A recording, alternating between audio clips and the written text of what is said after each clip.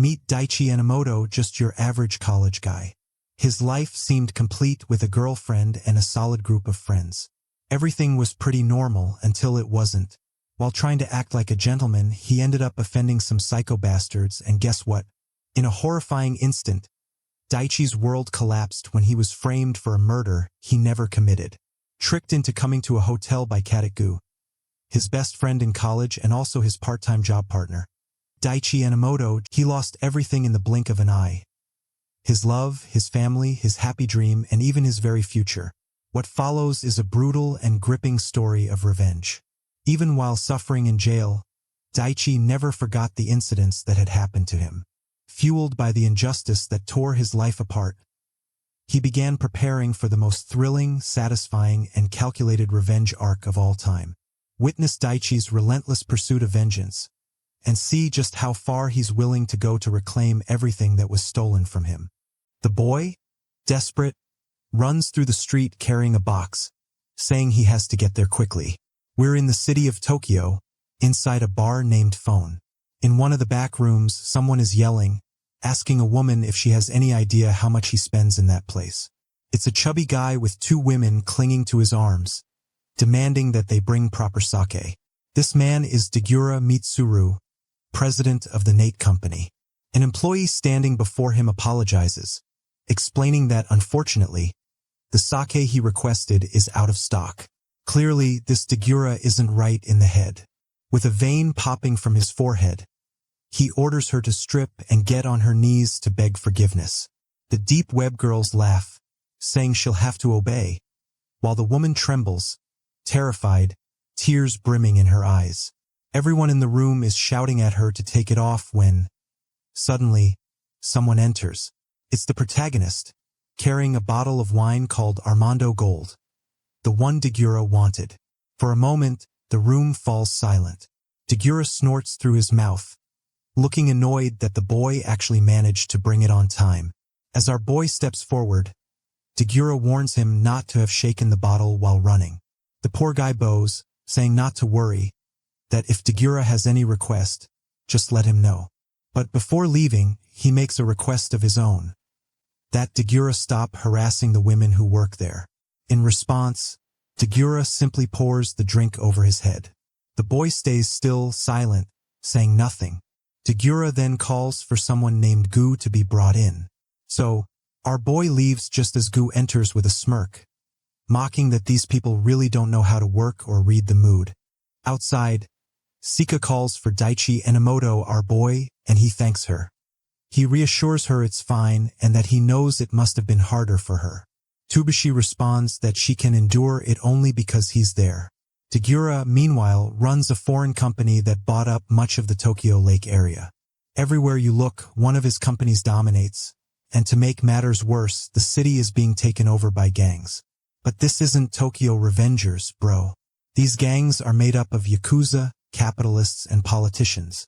Money and power control everything, while our boy, Daichi Enamot, college student trying to enjoy life. Right after class, he says he has to finish his notes today. But his friend Kadu, the same one who works with him, insists they can just toss it into chat. Heat it and done, man. Look at this tech-savvy guy, even ChatGPT made it into the story. We're doomed. Just then, another friend shows up, Sitomeru. She argues they can't do that or they'll be caught instantly. Slamming the table, she says they have to study properly, and they all reluctantly agree. Later, as they leave, Ku says they'll meet up tonight. He waves goodbye to Meru and leaves. Embarrassed, our boy stands next to Sito and says it's time for them to go too. Now that I think about it, this might be one of the first Japanese stories actually set in college, man. For some reason, the Japanese love school settings, right? Which is a problem because then the FBI comes knocking. As the protagonist and Sito hold hands, someone gives them a dirty look. You can already tell that guy's no good. Still, Dai and Sito walk sweetly through the city. He asks her if this is kind of like a date. A bit confused, she asks why he's acting that way. He says he knows she's never spent the night at anyone's house and that she's reserved. Apparently, they've got some advanced plan going on. But what's strange is that Daichi has a piercing behind his ear. She tells him to stop scratching it, suddenly pulls in close and calls him a perv. Out of nowhere, the boy blushes deep red, and she runs off, saying that during their upcoming summer trip, they'll do that thing. She even winks, warning him not to forget. Poor fool. Mess it up and you lose, man. Then he's left wondering, did she mean it or not? He just stands there with a dumb look on his face.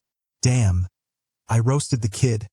But the truth is, he spends his whole day with his bedridden mom at the hospital. The boy really is like a Marvel hero. Sorry, Daichi. I didn't mean to roast you. He tells his mom everything that happened during the day, but she doesn't respond. Time passes and he says he's going to leave and return later.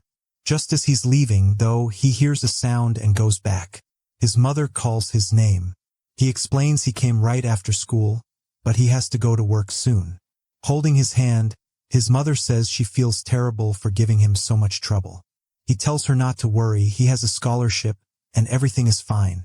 As soon as she's out of the hospital, they'll go to the beach, and it'll be perfect. She closes her eyes, saying that it would be nice. Later, back at work, he thanks customers. He goes to talk to one of them and asks if Sayaka still isn't answering. She's that coworker. The mustached man says no. It seems she's not even reading the messages.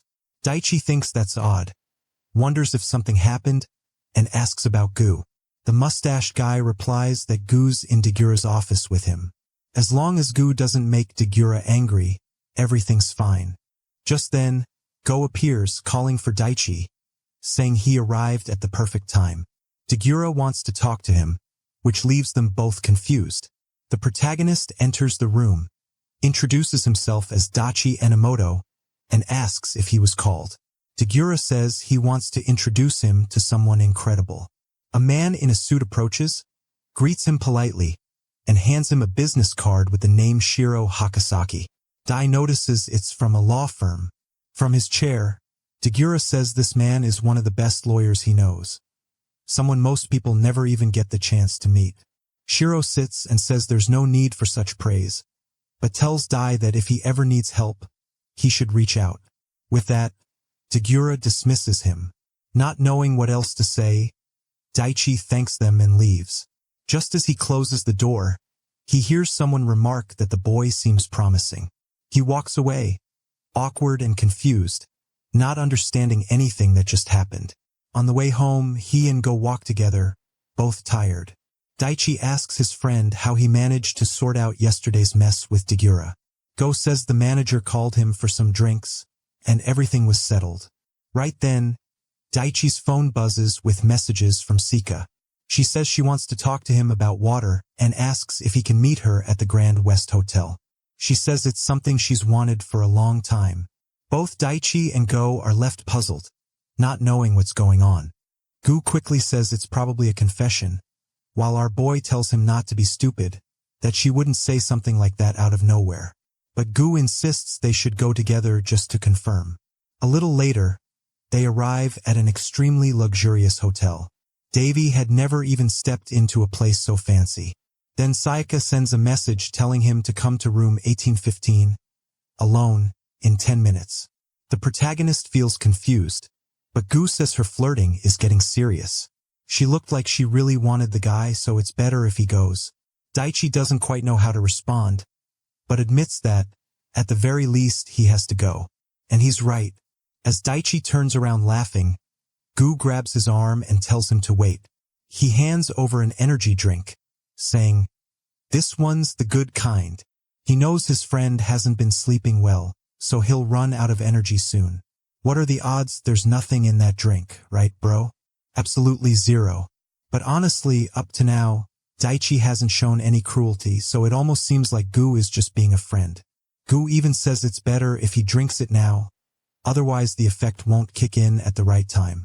Daichi says that makes sense and takes the first sip, but of course, Gu is giving that evil look. Daxter hands the can back, saying Gu can drink the rest, and Gu thanks him. As Daichi leaves, Gu tells him not to worry, that he won't say anything to Seto Maru. But Daichi just walks away, saying it's not like that. He doesn't have any relationship with that crazy girl. Going up in the elevator, he's still confused, not understanding what Gu was even talking about. But he remembers it did seem like something serious. What he doesn't understand is why Sayaka called him to such a luxurious place. Maybe it could be a confession, but he's dating Satomeru, so it doesn't make sense. Right then, something starts changing inside him. He feels dizzy. When the elevator doors open on the 18th floor, the hallway appears twisted, 3D, curved. He keeps staring at the doors, trying to find room 1815, when suddenly he faints. At that moment, the door opens, and someone from inside looks down at him. Sometime later, Daichi wakes up in the room. His arms are scratched all over, and his head hurts. And right next to him lies Sayaka's lifeless body, eyes rolled back. Obviously, Daichi is shocked. He stumbles back, wondering why she's there. The entire room is a mess. But of course, he remembers nothing. He asks himself if he did something or how he even ended up there. Why was Sayaka dead? Why was he without clothes? What happened? Suddenly, pain hits him. He looks at his hand and sees it covered with cuts. Then a knock at the door. It's the police. Poor guy still doesn't understand what's happening and even feels relieved someone's there to help. But the moment he opens the door, the main suspect is thrown to the ground. He goes face first into the floor, pinned down, while police immediately start searching the room. Investigators wonder if they arrived too late. While Daichi wants to know what's happening, one officer tells him to stop pretending. Our boy insists he wasn't involved, that he doesn't even know what happened, but the officer just tells him to shut up. Next scene, heavy rain. At the prison, Daichi is arriving. And that's how, obviously, they framed our boy. There he is, being hauled off to prison. And look, the bastard Kotaku is there smiling. Daichi gets the chance to call a lawyer. And who does he call? The only one he knows, Josaki, the friend of President Degura from that company. Daichi thanks him for coming, and Josaki says he knows Daichi must be worried. But to relax, he'll help. Our boy gets emotional, saying he's counting on him. Then Josaki starts reading some files. Daichi Enomoto, 20 years old. That day, he was invited by Tanaka Sayaka to meet her at the Grand West Hotel. After consuming alcohol and other substances, they spent a close night together, and after an argument, he ended up killing her. Obviously, Daichi slams the table, insisting that's far from the truth. Josaki tells him to calm down, explaining that this is only what the police think happened. Daichi tries to explain that he didn't do it and never would. He asks to talk with his friends who know about the situation. Josaki says they already spoke with Kadodigu, not just him, but also Kanto and his girlfriend, Meu. At that, Dai remembers Sito Meru and knows she must be worried. Not to mention he has a mother in the hospital. If she finds out he's involved in this kind of incident, it'll destroy her. Then Josaki asks if Daichi was drinking that night, because alcohol was found in his system. Daichi says he doesn't remember, he was fine until he got to that place. Then Josaki explains that people at work say Dai doesn't handle alcohol well, so that must be it. On top of that, traces of drugs were found in his urine. Once more, Daichi slams the table and stands up, saying he's never touched that stuff. Josaki tries calming him down again. Fabric with his DNA was found under Sayaka's fingernails, meaning she scratched him before dying. Josaki suggests that maybe, in a fit of rage, he strangled her, and she tried breaking free by scratching him. Daichi falls back, saying that's impossible. Josaki insists it's fine for him to deny it, that's his right. But he needs to understand. If he fights to prove his innocence, he'll risk a much longer sentence. Daichi lowers his head, saying he can't go through this. His mother is sick in the hospital. He works to pay for her care, and if he's not by her side, she'll be left alone. The poor kid starts crying, asking what he's supposed to do. Man, at this point, there's no revenge I'd call undeserved.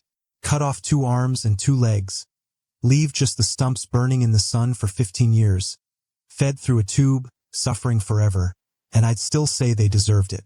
Finally, Josaki says there's a way for Daichi to be released much faster. Daichi asks what way. The answer, of course, admit that he was the one who did it. Daichi stays silent. Habasaki apologizes, saying even if he were the best lawyer in the world, there's no way to fight against this much evidence. And if Daichi tries to prove his innocence, the chance of success is extremely low. It's much better to confess, show regret, and receive a reduced sentence, maybe even parole if things go well. Daichi, however, ends up falling into a spiral of despair, saying he couldn't go through with this. For him to be paroled, his mother would have to spend a long time alone, which was impossible. Next scene, we arrive at the day of the trial. And man, Daichi confesses. He admits that after being invited by Tanaka to the hotel, he drank way too much, and his memories are all messed up. But still, he believes he caused her death and regrets it deeply. Obviously, right? He confessed everything with the intention of getting parole, even though deep inside he was absolutely sure he hadn't done it. All he wanted, at the very least, was parole so he could visit his mother in the hospital before something worse happened. But the judge simply sentenced him to 15 years in prison. At that moment, Daichi's expression dropped. He turns to Habasaki, asking why he didn't get parole. The guy only adjusts his glasses and says it's a shame, but looks like the judge this time was worse than he expected. Daichi yells at Habasaki, saying that wasn't their deal. But the judge just tells him to be quiet. Daichi couldn't believe parole was completely denied. How was he supposed to spend 15 years in prison? While he screams that he didn't do it, he's dragged away by security. Obviously, he requested a retrial, man.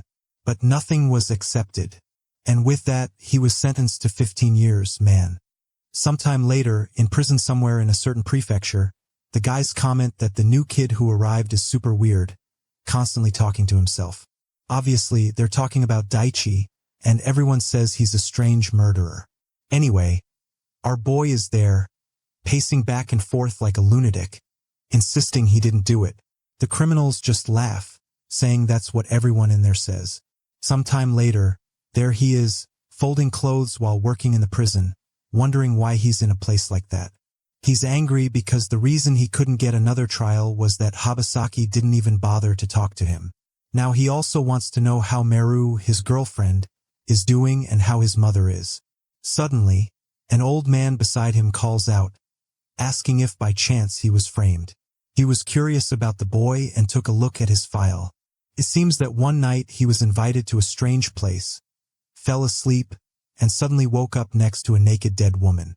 Daichi asks how the old man knows this, and he replies that's not the point. He just wants to know more details about the story. Depending on the situation, maybe they could get out of that prison. Obviously, Daichi's expression changed immediately. He had no idea who this guy was or how he knew his case. But the man introduces himself as Kamishiro, another prisoner. Obviously, someone who was also serving time due to a false accusation. He says it's a pleasure to meet someone like him. But Daichi turns his face away and ignores him, thinking this was way too suspicious. He warns the man not to keep talking to him, otherwise the guards would start bothering him. Kamishiro replies that they'll surely have plenty of time to talk, so whenever he feels comfortable, just come look for him. One more thing, he says, Daichi better be much more careful with the man who handled his case, that Habasaki. From Daichi's expression, Kamishiro already understands. Yeah, looks like that bastard framed someone again. Sometime later, where the inmates sleep. And man, those little thugs sleep well, huh? Look at that cushioned floor. There's even a small computer screen in there. What is this, man? Let's go to Asia, commit a crime, and go to jail. That place is too good over there. Just kidding. Guys, don't even think about that for a second, for the love of God.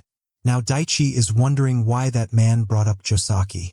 He should have figured it out already, man. Clearly, that guy set him up. But looking out the window, all he can think about is his mom and Meru. He wonders what they're doing, how they're doing, and if they're worried about him. Next scene, man, there's blood flying everywhere. Some dudes are pounding on another, asking where all that courage from a while ago went. And man, not just one, there's a bunch of them. That idea about going to an Asian prison? Cancel it right now. Everybody sell the tickets you bought, we're not going anymore. The poor guys are getting their faces smashed against the walls, while the others are lying nearly dead on the ground. Then a guy comes up and tells Ruiji they've got some info about the new guy. The dude suddenly clenches his fist and punches a piece of furniture, breaking it. They say they'll talk to that kid tomorrow in the garden. He'll meet him face to face. The next day, under the blazing sun, there's our boy doing pull-ups. He falls to the ground all crooked. 3 was his limit until a guy showed up from behind, calling out to him for help moving some equipment. Daichi just agrees and goes. Man, but from the side, Kamishiro is watching everything. Obviously, he was being led to come face to face with Ruiji. Actually, I had gotten it. Right then, Daichi gets startled, turning around, wanting to know what's going on. But at that very moment, the guy walks up, grabs him by the neck, and asks if he also enjoys killing people like that. Daichi tries to explain that he didn't do it, that it was a false accusation. But the guy says, everyone always says the same thing. Bam! A cannon punch to the stomach. Our boy drops to his knees in pain. Then bam! Cristiano Ronaldo style cross right to the head. Ruiji says he's a bad guy too, and to be honest, he even likes what Daichi did. And that's exactly why he's itching to kill him now. Man, another cannon right to the face. What the hell? His buddies just comment that Ruiji is terrifying when he's angry. At this rate, the kid who just got here was going to die. Sometime later, our boy is all beaten up, and Ruiji says he at least feels sorry for the kid's parents. Daichi, nearly losing consciousness, couldn't even understand what they were talking about.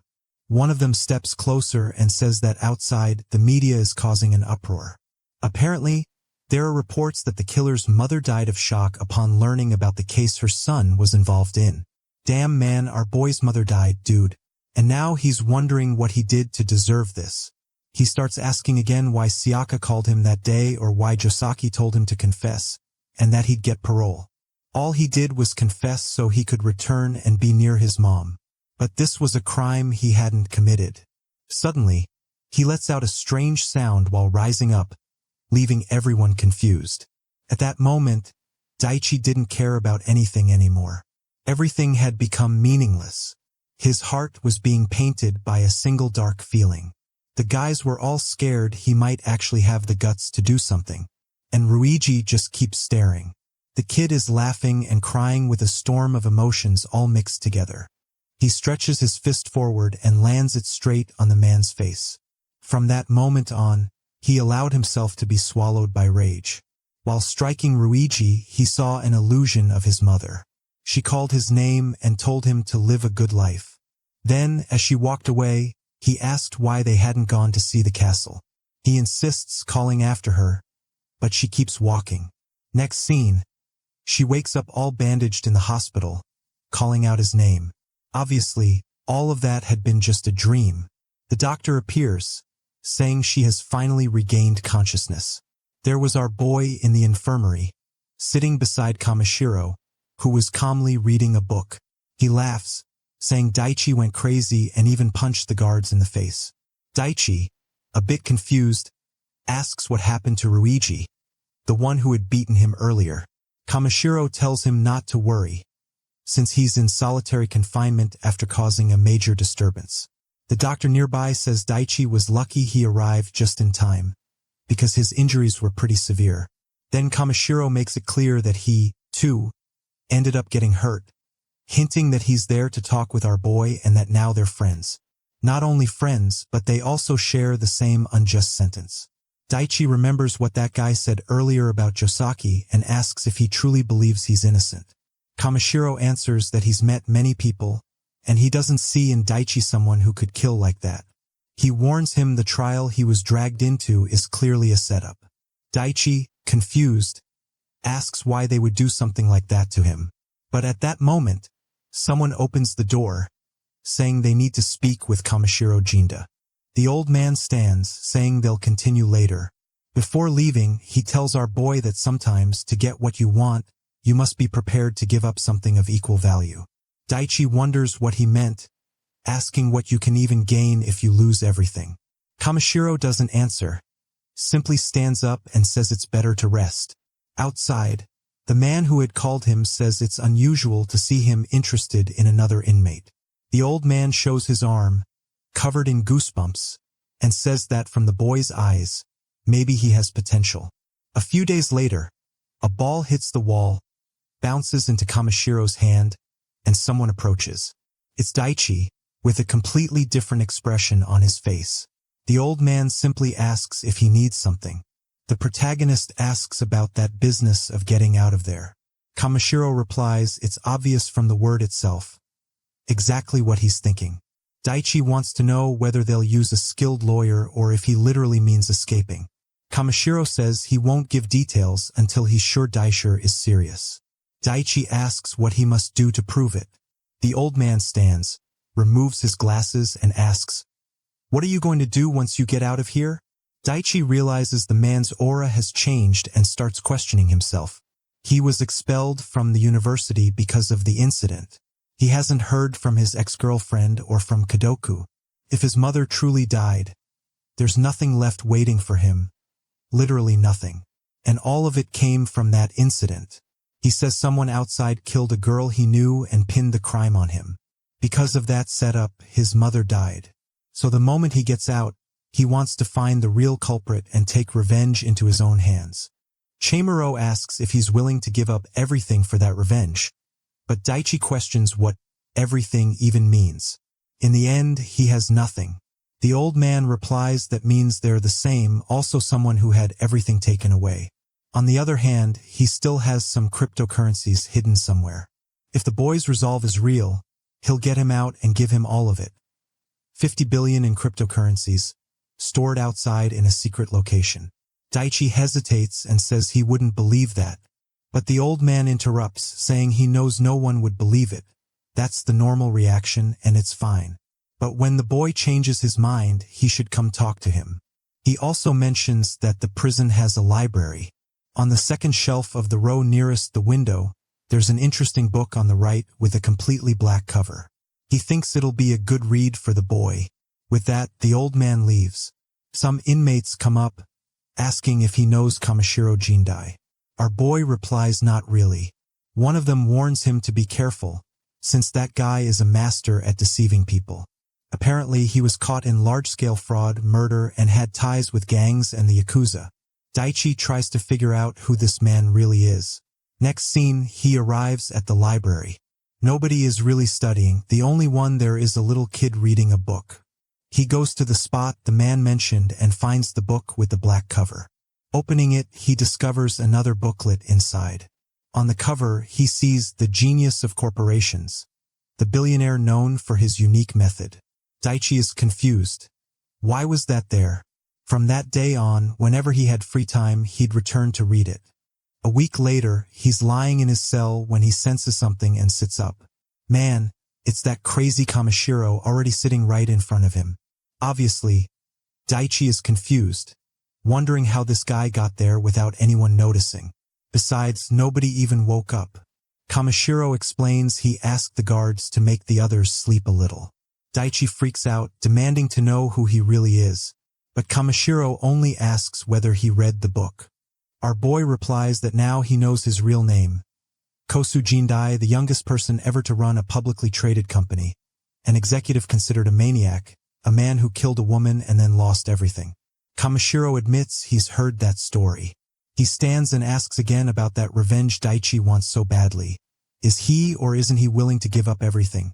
Now that our boy knows who he is, it seems almost unbelievable. The plan, whatever it is, might not even make sense. But somehow he sneaked into the cell and no one cared. One thing was certain.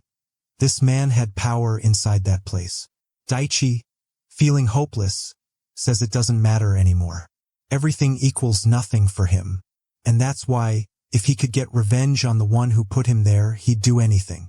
Immediately, the man agrees, saying, "All right then. The first mission is given. He has to get close to a certain person in that prison." In another cell, everyone is terrified. And man, why's there blood on the floor, plus a guy with his pants down? What a strange place. And right in the middle of it all, there's a maniac. Yeah, just from looking at him, you can already tell. Man, this one's the most dangerous. And it seems like Daichi is the one who's going to have to get close to him. My God, Daichi just dropped the revenge already. So here's what happens. Another guy faces this lunatic head-on, telling him not to underestimate, then moves in to land a punch. But the weirdo grabs his arm, flips him onto his back, slamming him to the floor, and the poor guy passes out. This deep web brawler named Kazuki even says inmates these days aren't really his type, though once again this was a great workout. Right at that moment, guess who's in front of him? Man. Cadet congratulated him, saying it was an incredible strike. He then takes him out of the cell, already smiling, calling him president, asking if he was watching, saying he feels kind of embarrassed. But that's when he notices our boy in the room and asks who he is. Our boy introduces himself and says, "Nice to meet you." But man, Kazuki stares at him, looking a bit hesitant. Then suddenly he blushes, introduces himself, and says it's a pleasure to meet him too. Looks like there was finally one more person in common in that place. Kamishiro says he's got something to ask, and Kazuki immediately agrees to answer anything he wants, until the old man mentions it's about IC. He wants to know the acquisition route for that stuff. That's the info he's after. Suddenly, though, Kazuki turns and says if that's the topic, he should ask someone else, but not before saying later he wants to talk with Daichi Enomoto. Man, I told you to run. Our boy wants to know who this lunatic even is. Kamishiro explains that the guy's a former detective.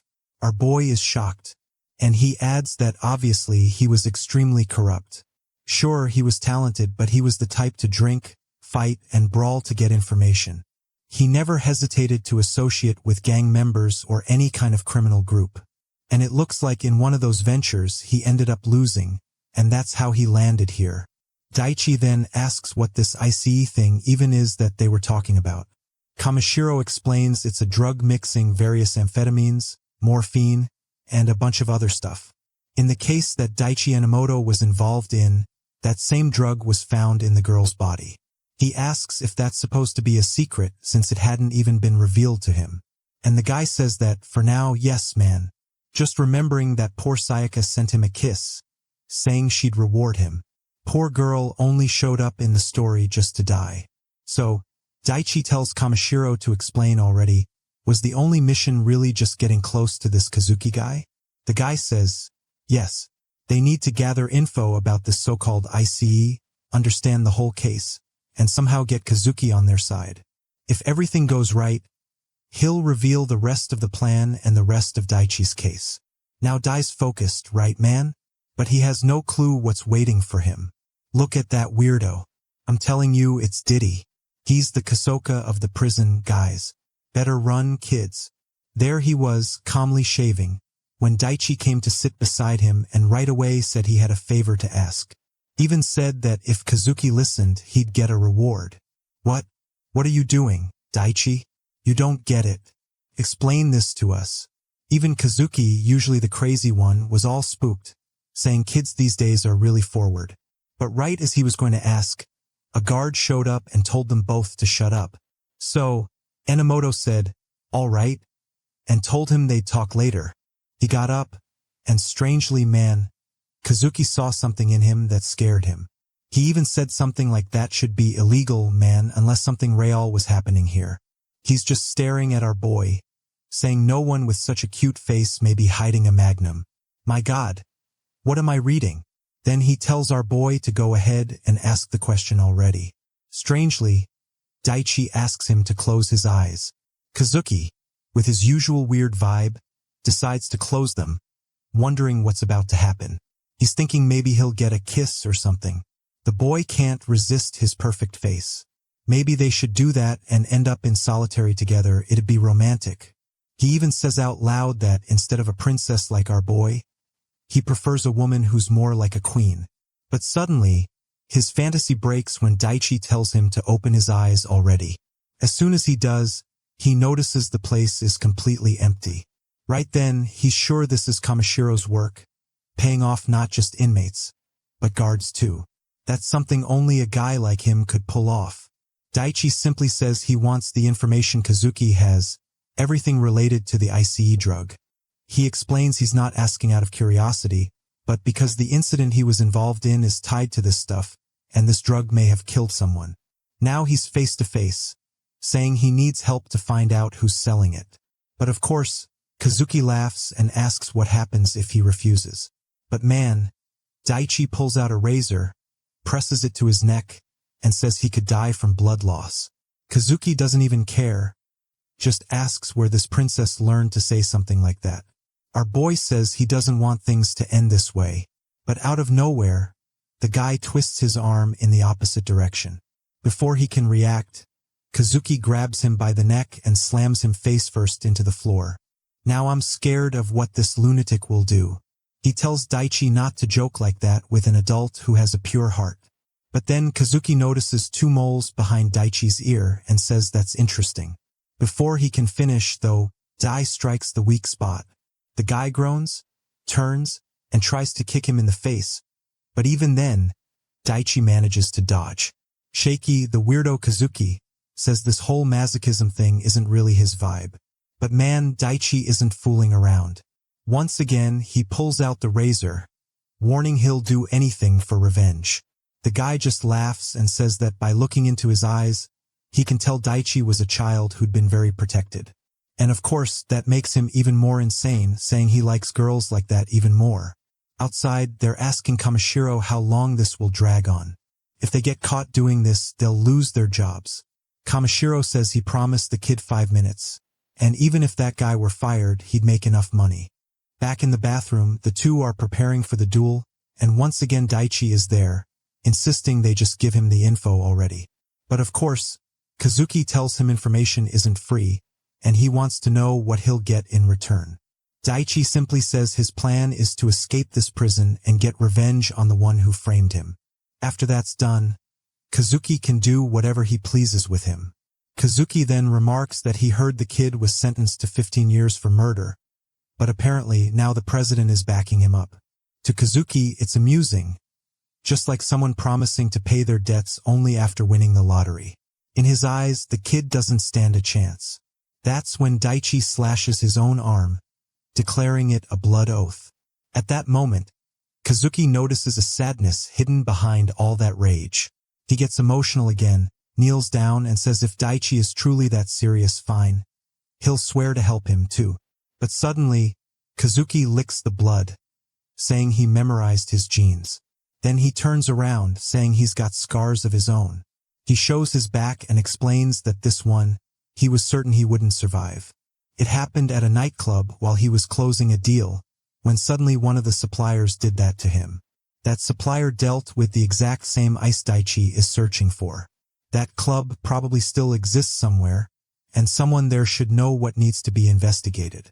Daichi grabs his hand and thanks him, saying he's helped a lot, while that nutcase gets emotional all over again. Suddenly, though, a guard appears, asking what the two are doing. Both are thrown to the ground as the guards begin searching the area. Kazuki looks at our boy and tells him they'll meet again. Sometime later, poor Daichi is thrown into solitary confinement, strapped in a straitjacket. What the hell, man? And his food is tossed through the door like garbage. Damn, that's just unnecessary, guys. But Daichi didn't care about any of it. 2 weeks of suffering was nothing compared to 15 years in that place. He needed strength and couldn't afford to get weak, which is why, man, he ate straight off the floor without hesitation. For the revenge he dreamed of, he would crawl across the floor of the entire world. 2 weeks later, the door slams open and someone orders him to stop acting like that. Daichi only says he thought solitary was over sooner, but Kashiro replies that while he has some influence, he's not the owner of this place. Half the guards, including the higher-ups, clearly aren't under his control. The best he could do was get the two of them placed in the same cell. Daichi then sits beside him, saying he thought a lot during solitary, about his case and about Kamishiro. And now he believes it's time to hear something about Kamishiro's case, and also how they're going to escape this prison. Otherwise, he's not sharing the ice info he got from Kazuki. The old man asks if he doesn't already have a good idea who framed him. Daichi replies he isn't completely sure, but Kato is on his mind, along with that guy from the bar and Dan Josaki. Kamishiro simply says his intuition is correct. The problem is, their enemy is powerful, and escaping alone wouldn't be enough for revenge. That's why he's determined to make sure the kid has the weapons to get what he wants. Daichi asks if he means those cryptocurrencies or something like that, to which Kamishiro says first he wants to know more about the night of the incident. With that, the two keep talking for quite a while. Kiro asks if, on that day after leaving the bar, he was called by the victim to the hotel. And when he arrived, a guy who worked with him, supposedly a friend, gave him a certain drink, after which he quickly lost consciousness. Daichi says the part about the drink being spiked is only a suspicion, but he remembers that Kadoti handed it to him and oddly asked for half of it back. Other than that, he can't think of any way something like that could have happened. Kamishiro asks if the result of all that was him waking up later in bed, right before the police showed up. Our boy says yes, and the old man replies that the coincidence is just too much. Daichi then explains that shortly before, he had met Josaki, which is why he called him. He was the only lawyer he knew. The old man says he understands. Josaki steered him down the path of confessing guilt. Now the question is, what exactly connects that so-called friend of his to the lawyer? Daichi knows perfectly well that it's that damn President Degura, the same guy who introduced Habasaki to him and acted horribly toward women. Right away, he says that bastard killed Sayaka and then used Kadoti to pin the blame on him. Obviously, he also must have paid off Jabaki to work as the lawyer. Kamishiro points out that even without any evidence, he's certain those three framed the boy. Bei, however, can only think about how he'll be forced to spend 15 years in that place for a crime he didn't commit, all because of those three. The kid begins scratching at his own neck, spiraling into madness, when the guy tells him to calm down a little, reminding him he must keep hope alive because sweet revenge is coming soon. Daichi demands that he hand over the 50 billion already, promising he'll personally make sure those guys end up in hell. But Kamishiro sighs and says he can't rush it. For the plan to succeed, it required serious preparation and the right opportunity. At the very least, it would take another year or two. And even if he had all the money, it would be useless if he didn't know how to use it. What the boy lacked right now was knowledge. He picks up the Count of Monte Cristo from the shelf and mentions a quote from it. Wait and hope until the perfect chance comes. He would pass all the necessary knowledge to Daichi. Already in the library, the first subject they were going to study, well, you'd think it would be about fighting, punches, kicks, and gunfire, right? No, kid. They're beginning with economics. Daichi follows all of Jindai's advice since the old man seems so well informed. And he tells him the first lesson is how to read a book. First, look over the whole content quickly. You don't even need to understand anything at first. Speed is the most important thing. That's how Daichi began devouring everything in that place. Day or night, since he's in jail, reading books is the only thing he can really do. The kid is being productive, man. Reading while also doing one-handed push-ups, flipping pages at the same time. But when he runs out of energy, obviously he crashes face first. Kamishiro asks what he's been up to, and our boy explains that he's memorizing company data just as he was told. The problem is, there are more than 4,000 of them, so it's taking a lot of time. The guy laughs, saying it's insane to try doing something like that while doing push-ups. Daichi replies that everything clicked for him when he lost to Ruji after being beaten, and also when he fought Hazuki. Without enough strength, he couldn't take on anyone. He's certain that knowledge alone won't be enough. He needs the right kind of strength to put all that knowledge to use. The old man says he's finally starting to grasp the essence of surviving in this world. Then he stands up and says, "All right, you've already understood economics. Now you'll learn the art of manipulation." Out in the prison yard, there's a guy with green hair, wrapping himself in a coat. His name is Tako. When Daichi comes over to talk to him, the guy gets startled and steps back. But our boy just asks if he can sit beside him. Smiling, he introduces himself as Enamot-Daichi and asks if he's the one called Tako. Awkwardly, the guy wants to know how they even know his name. Our boy explains it's only because he overheard a guard calling him that. A little embarrassed, Tako admits he knows it's a strange name, and people make fun of him for it. Besides, he doesn't like to talk much. But Daichi says he actually thought the name was cool and wanted to know more about who he really was. Strangely enough, the kid, all shy and cute, says he was arrested for manipulating the stock market and now has to spend a long time inside. The problem is, he's not good at dealing with people. Daichi tells him to relax. After all, they look like they're about the same age, so they could be friends. So they keep talking, and of course, guys, this is all part of Daichi's manipulator training. Kamishiro even compliments him, saying he did well for his first time. Our boy repeats one of the rules. Listen 70%, speak only 30%, keep eye contact when asking something and always compliment. He followed every step of that. And just like that, he managed to befriend Tako. Kamishiro says it may look simple, but with most people it's not that easy. The boy had just the right personality. Our boy barely notices. Maybe he's falling for the old con game himself. He then comments that Tako seems like a smart guy who really understands the stock market. Kamishiro replies that in that case they should invite the kid to study the subject together. Daichi asks why was Tako really so good that they needed to learn from him?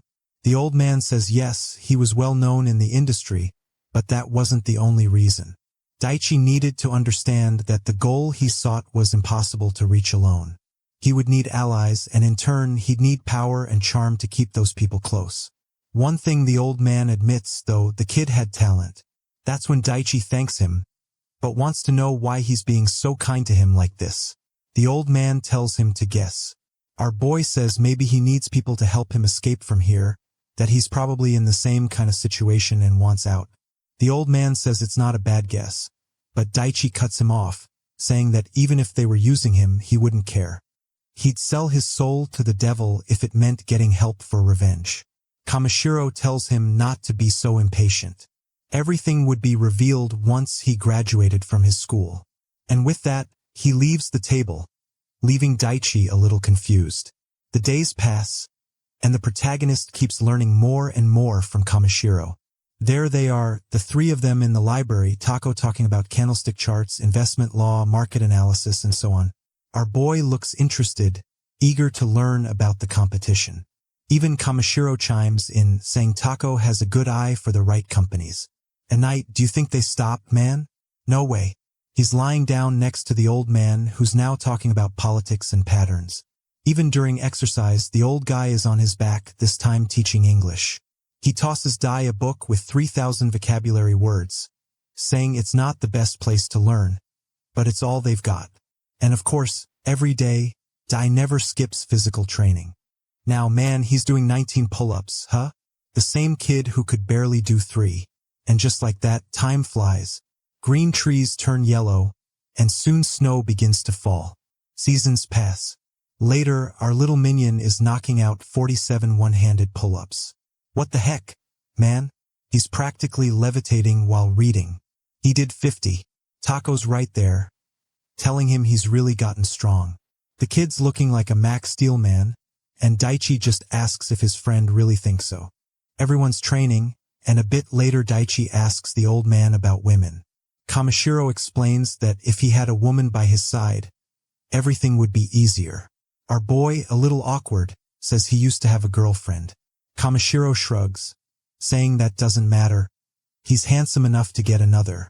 The only problem is he's too kind, and he needs to learn how to make things happen. With that, Kamishiro places a hand on his shoulder and says that when drinking with a woman, he should just do this. He pulls him close, whispers something in his ear, and our boy blushes, asking if that really works. Oh, you sly old man, he just shared a secret in written voice with us, too. Daichi wants to know if it truly works, but the old man says he'll only find out if he tries. Still, he's sure the boy will do great with women since he was so devoted to his mom. Confused, Daichi asks what one thing has to do with the other. The old man makes a strange assumption, saying if Dai went back in time and took his mother on a date, how would he treat her? Once again, Daichi doesn't understand what kind of crazy talk this is. Then he remembers the media calling her the woman who died from the shock of what happened to her son. Kamishiro simply says he's sure she was a good mother, the kind of person who raised Daichi to be who he is. Embarrassed, Daichi says he's not so sure about that. Kamishiro then comments that he believes in the afterlife. And that's why, once Daichi gets out, he should visit her grave. He's sure she's still waiting to see him. Daichi gets emotional, crying, though honestly, I still feel like the old man might just be manipulating him.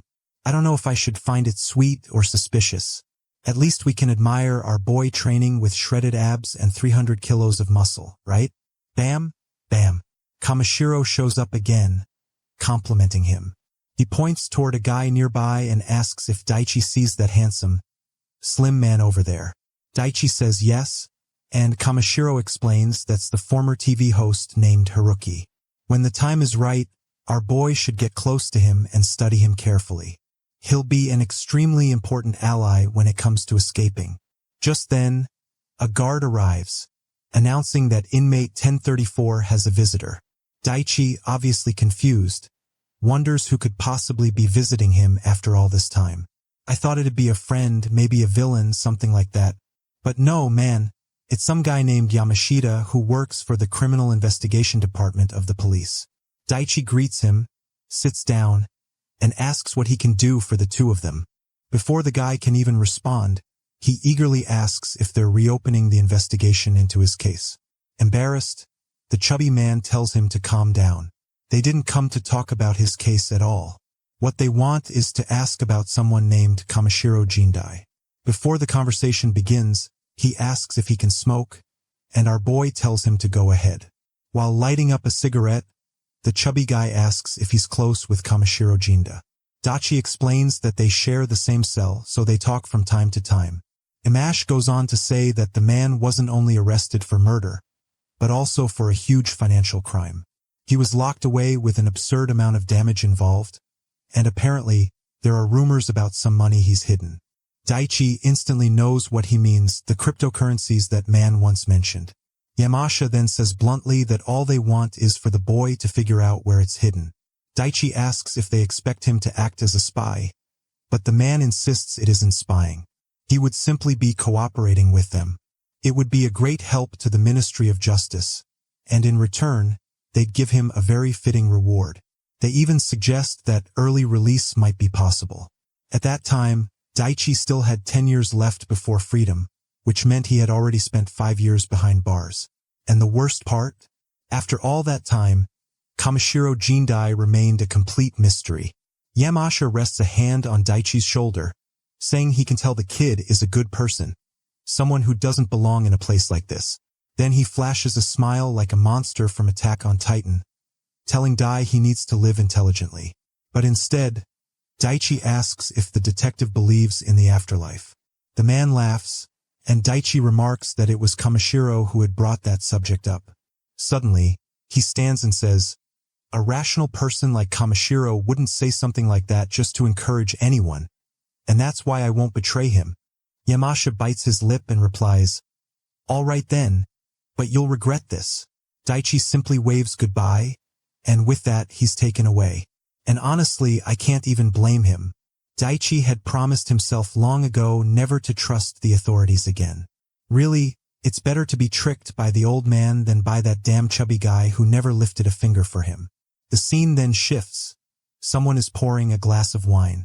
It's Dagura, commenting, "This 1995 wine is wonderful."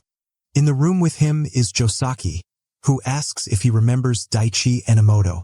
Dagura replies that, of course, he remembers. That idiot who used to live well but now rots behind bars. The lawyer then says he heard the boy grew close to Kamishiro Jindai in prison. Immediately, Dagura looks startled, asking if he means that Jindai. Josaki confirms, adding that it would be much better if Daichi Enamot-Daichi were to disappear. Carelessly, Dagura shrugs, saying whatever. The kid's locked up anyway, what could they possibly do? Josaki agrees, but warns him. The boy was sentenced young to 15 years, which means before too long, he'll be out. That's why he thinks it's best to deal with this sooner rather than later. Suddenly, he makes a call and says he has a favor to ask. Back inside the prison, Haruki is chatting cheerfully with Daichi. He says he used to work at a bar as well until he got fired. Then Haruki suddenly grabs Daichi by the shoulders, insisting they're both kind people. Another oddball in this prison, man. The lack of women in here is seriously messing with the guys' heads. Later, Daichi leaves and the old man asks how the talk went. Daichi replies that the man seemed nice enough, but his personality was difficult to read. He smiled with his mouth but not with his eyes. Kamishiro advises him to keep watching closely and to trust his instincts. Then he shifts the subject, asking if Daichi remembers Ruiji Bamba, the guy who nearly beat him to death and had been in solitary until now. The problem is, he's just been released. And from the look on his face, it's obvious he's not happy about his time in isolation. The old man tells Daichi that Bamba has a younger sister he deeply cares about. Apparently, years ago, she went through something terrible and has remained hospitalized ever since. Now Daichi finally understands why that man was so furious when he learned about his case. Kamishiro warns him that, whether true or false, he needs to be more careful from now on. Sometime later, inside Bamba's cell, everyone looks terrified, even though Bamba himself is calmly reading a magazine. Then the guard opens the door, announcing new arrivals to the cell. Kamishiro strolls in, waving hello to Bamba. As soon as he sees him, Bamba sneers that the bastard still does whatever he wants here. The old man replies that it doesn't matter, he's still just the king of a prison with limited freedom. Bamba tells him to spit it out already, and Kamishiro says he has a small favor to ask. He wants to tell him something about a certain person who has been serving under him for a while. Meanwhile, outside, Haruki is patting Daichi on the back, telling him not to worry. Those 10 years will pass quickly, and he'll be free soon. But in the middle of the chat, Daichi wonders why Kamishiro said this guy would be important to his escape plan. Suddenly, Haruki says he can't wait to get out and commit the exact crime Daichi was accused of. He says there's nothing better than using certain substances to turn people into puppets. Daichi's expression changes instantly, and he asks what he's talking about. But Haruki tells him to stop pretending. He knows they're the same. He looked into the reason Daichi was locked up and found out. The two of them are identical. While Haruki warns Daichi to learn to leave fewer traces, someone huge appears behind him. Daichi tries to warn him, but the man already has him in a chokehold. Of course, it's Bamba, vowing to make him suffer just like those women. Daichi shouts for him to wait, but Bamba simply sums up the situation. A crack, the sound of a neck snapping echoes. Night falls and a doctor enters one of the wings. Inside, Kamishiro asks how the preparations are going. The doctor says that, unfortunately, Haruki is gravely injured, his vital signs are weak, and his condition is critical. Daichi reports that the idiot Bamba attacked the guy, and worse, Enomoto tried to intervene and got beaten too. The doctor explains that with the limited equipment in this place, the surgery was very difficult, but somehow they succeeded.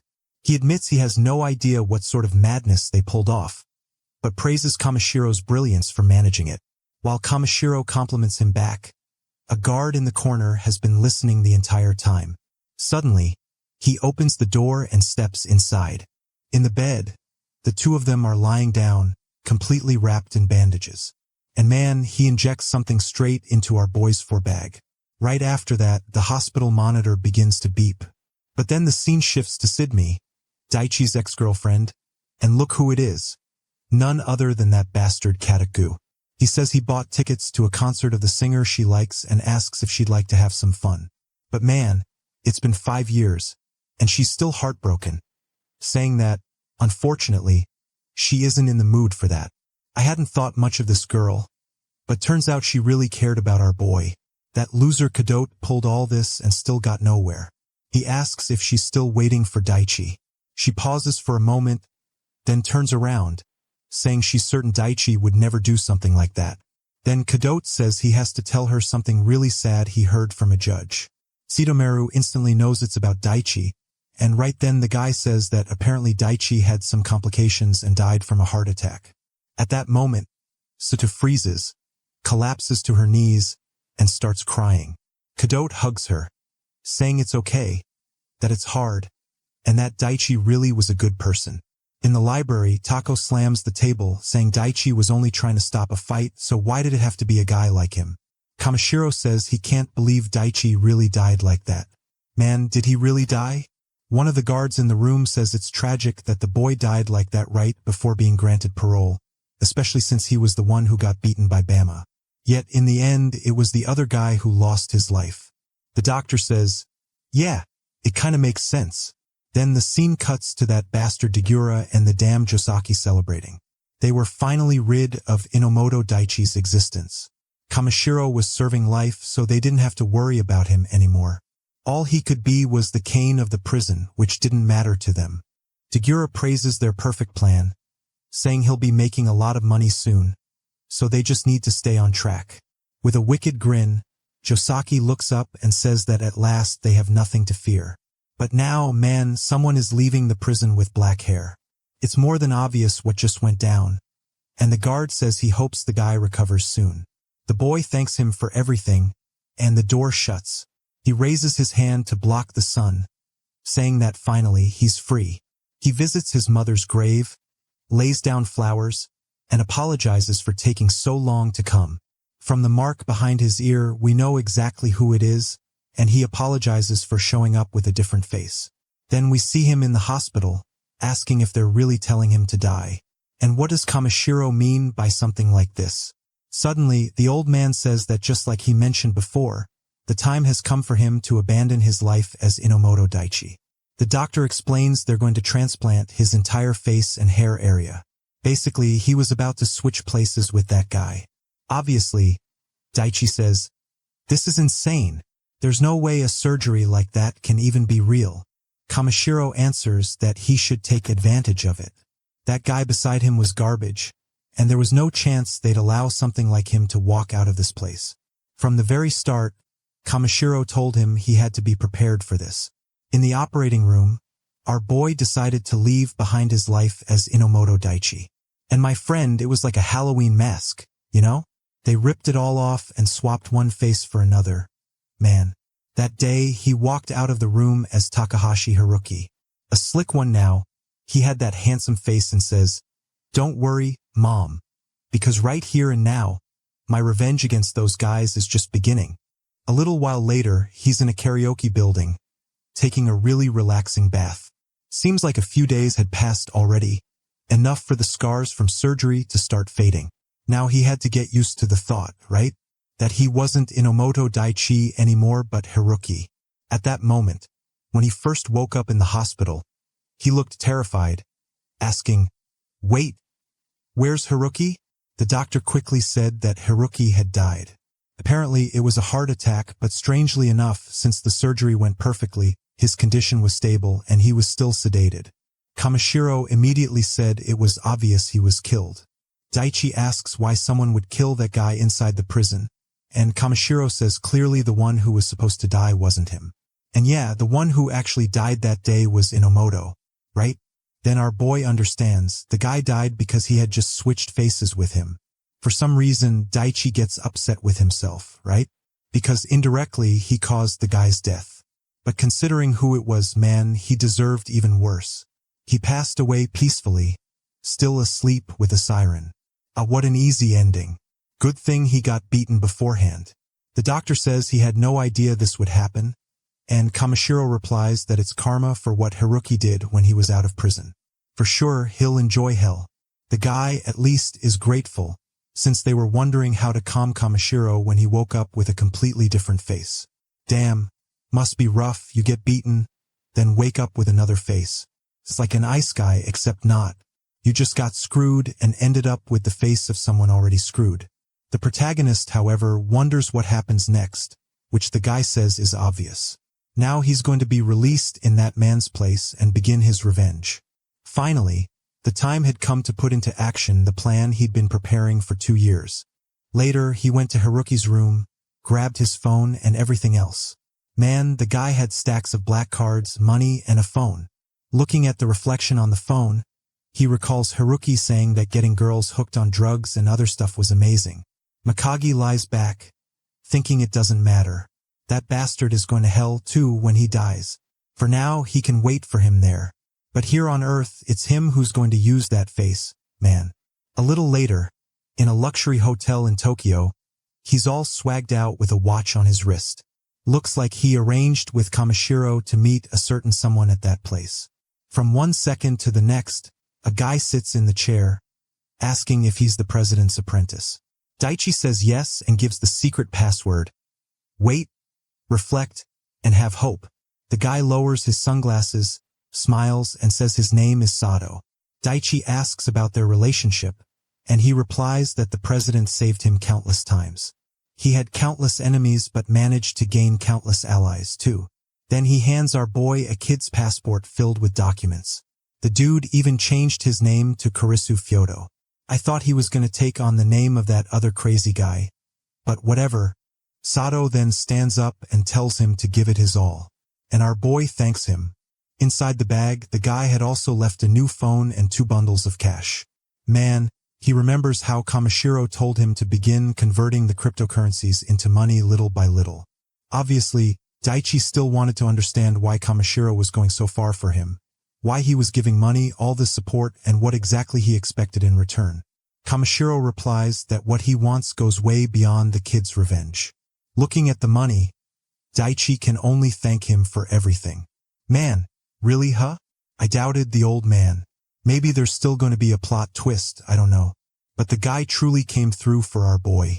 He arrives at the airport, passes smoothly with the new documents. We're already leaving. I don't know where to. I do know, man. He's already on the plane, thinking about the 3 targets of his revenge. Obviously, first, he has to investigate where they are, the resources they hold, and their connections. He's going all the way to fully uncover Sayaka's death and why the blame was pinned on him. And of course, he's going to ensure they face despair much greater than what he experienced. The thing is, that guy over there is extremely powerful and influential in this city. For now, he needs money and help.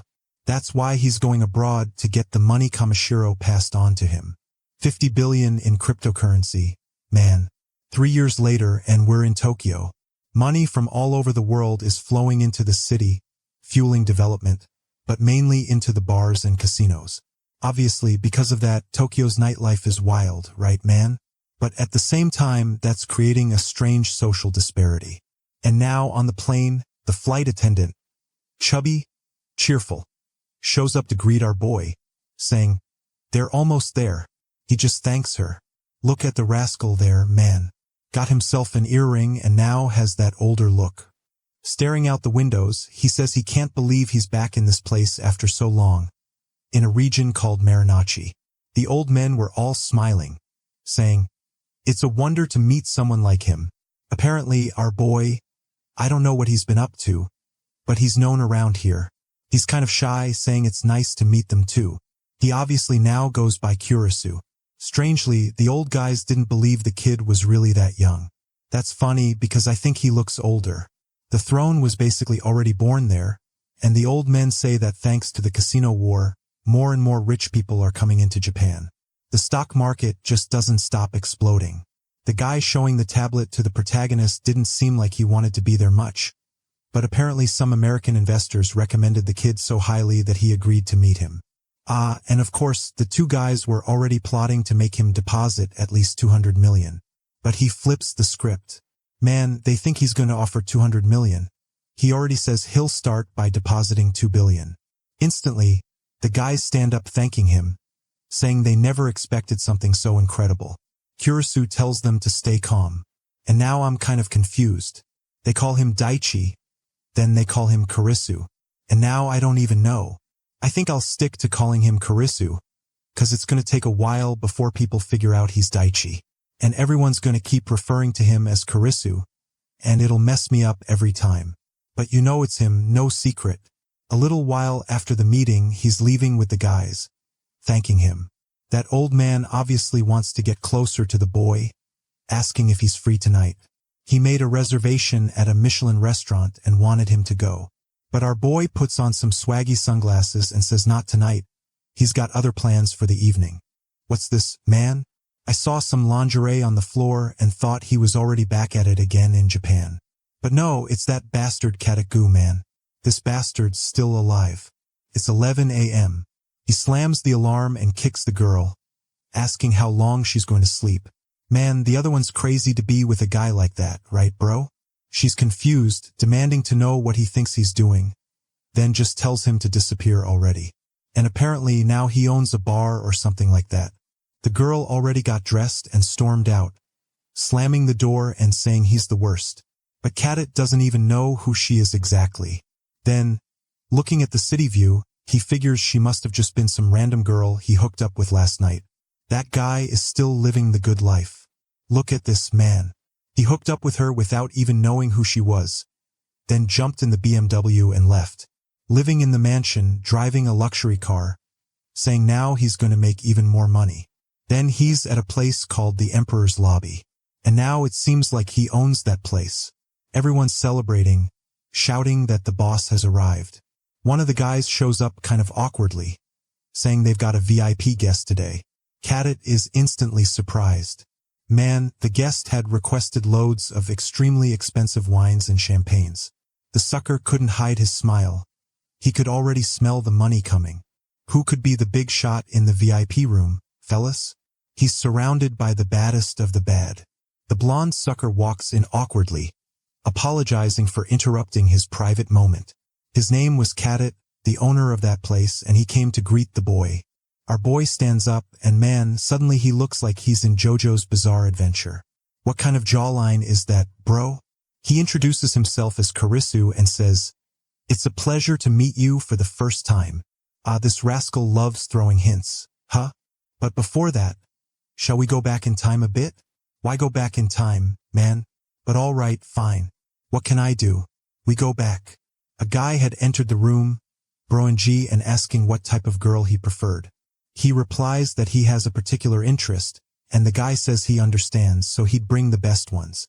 Looking around though, Kurisu was just wondering if this was now that guy's castle. Shortly after, the guy apologizes and comes in with the first baddie. That one would pass a crash test, guys. She walks in all cushioned and introduces herself as Mizuki. She's feeling herself, and the dude who only walks around kneeling comes back again, asking what he wants to drink. The curious guy opens the menu, closes the menu, and says he wants everything. Next scene, champagne popping. There he is with the baddies. The girls are all saying it's their first time drinking something so expensive. Meanwhile, the guys serving are whispering that the bastard dropped 1,000,000 yen just like that. It makes no sense. Mizuki already wants to know, how come he's so rich and impressive being so young? One of them squeezes his arm, saying he's as young as the owner of that place. The protagonist simply asks if the place is good, and she replies that it's okay. Unlike the other groups in the area, they didn't even have sales targets. On top of that, they could wear whatever clothes they wanted. While they were chatting about all sorts of random things, he glanced at his watch, already knowing he was flaunting money and would soon appear. And just as he thought that, look who shows up at the door. At that moment, he looked back at the girls, reminding himself he had to stay calm.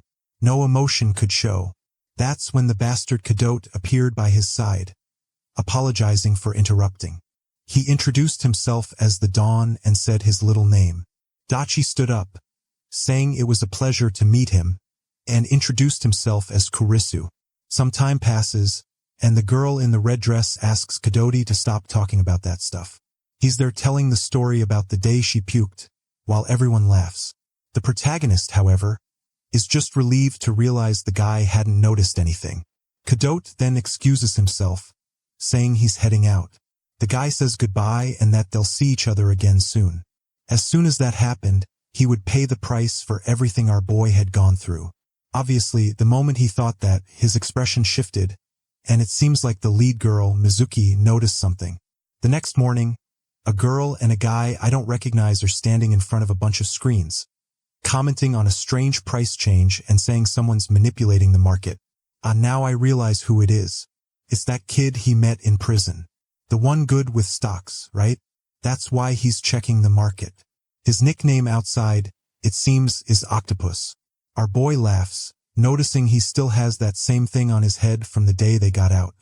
In the flashback, we see that as soon as he stepped outside prison, our boy was already there waiting for him. He was a little confused, wanting to know if he was really Daichi, who simply replied that Tako would have to help him with a certain revenge. For what he needed to do, his skills were crucial. The friend says that back then he was confused and afraid. But at that moment, Dai places a card on the table, saying he needs to get straight to the point. There's a certain company he needs to investigate. Obviously, you could already see it on the card, right, man? Kataku. He wanted an investigation into those guys and the club they ran called Emperor. Tako asks by when, and he says within a week at most. Immediately, the kid grabs all the takoyaki, whatever it's called, stuffs it into his mouth and says 3 days is enough. Our boy thanks him, and Tako then asks why he wants to know about a company that isn't even listed on the stock exchange. The protagonist replies that he believes that company has committed countless crimes and it's time to drag them into the light. Our boy tells himself that the rotten castle that man built by ruining lives will be destroyed. Next scene, a couple is leaving a love hotel, and the woman says the place was amazing. Suddenly, out of nowhere, a guy appears, taking a picture. She asks who that crazy person is. The weirdo introduces himself as Oda Kazuki, a private detective. Hold on, let me check my list here. Well crap, it's him, guys. The Diddy from prison, right bro? Looks like now he's with our boy too. At least people said he was a good detective. Next scene, the nutcase is in a cafe with the two of them, saying it's funny she's going out with a high school boy and still passing out. Her husband would cry if he knew something like that. Damn. Looks like the situation's worse than I thought. The woman asks if he's a private detective and begs him not to tell her husband, promising to pay him off in an incredible way. Man, oh man, that's unstoppable. Even the detective is suffering under her charms, though of course Kazuki didn't like that. He simply asks her to stop with the insults. Man, both the suckers there start sweating cold, bro. Then he tells her to just go home because he'll need a serious talk with her husband. As soon as she leaves, though, yeah bro, Diddy goes after the boy immediately, warning him that messing with a married woman could bring problems. He should try finding true love with him. But the boy runs off, saying he doesn't want to work with that anymore. Meanwhile, Diddy mutters it's impossible to find someone and fall in love. 2 years ago, he got out of prison, and obviously after the scandals, there was no way he could go back to being a detective. That's why he began working as a private investigator, using his old connections. Since he has a criminal record, he doesn't have a detective's license, so he's technically working illegally. I didn't even know that, right? I never really thought about it. What college do you even go to for becoming a detective? Is it police? I guess so, right? What am I even saying? Obviously, from time to time, he had to take risky jobs and get into fistfights, bro. He constantly throws himself into danger to try filling that void in his heart. He looks at a poster about honest working boys, but he doesn't look very excited. Suddenly, he cries out, yelling to the heavens, asking why the prince had to die. Obviously, right bro? Remembering our Dai, who was willing to wait for our boy for 15 years until he got out of prison.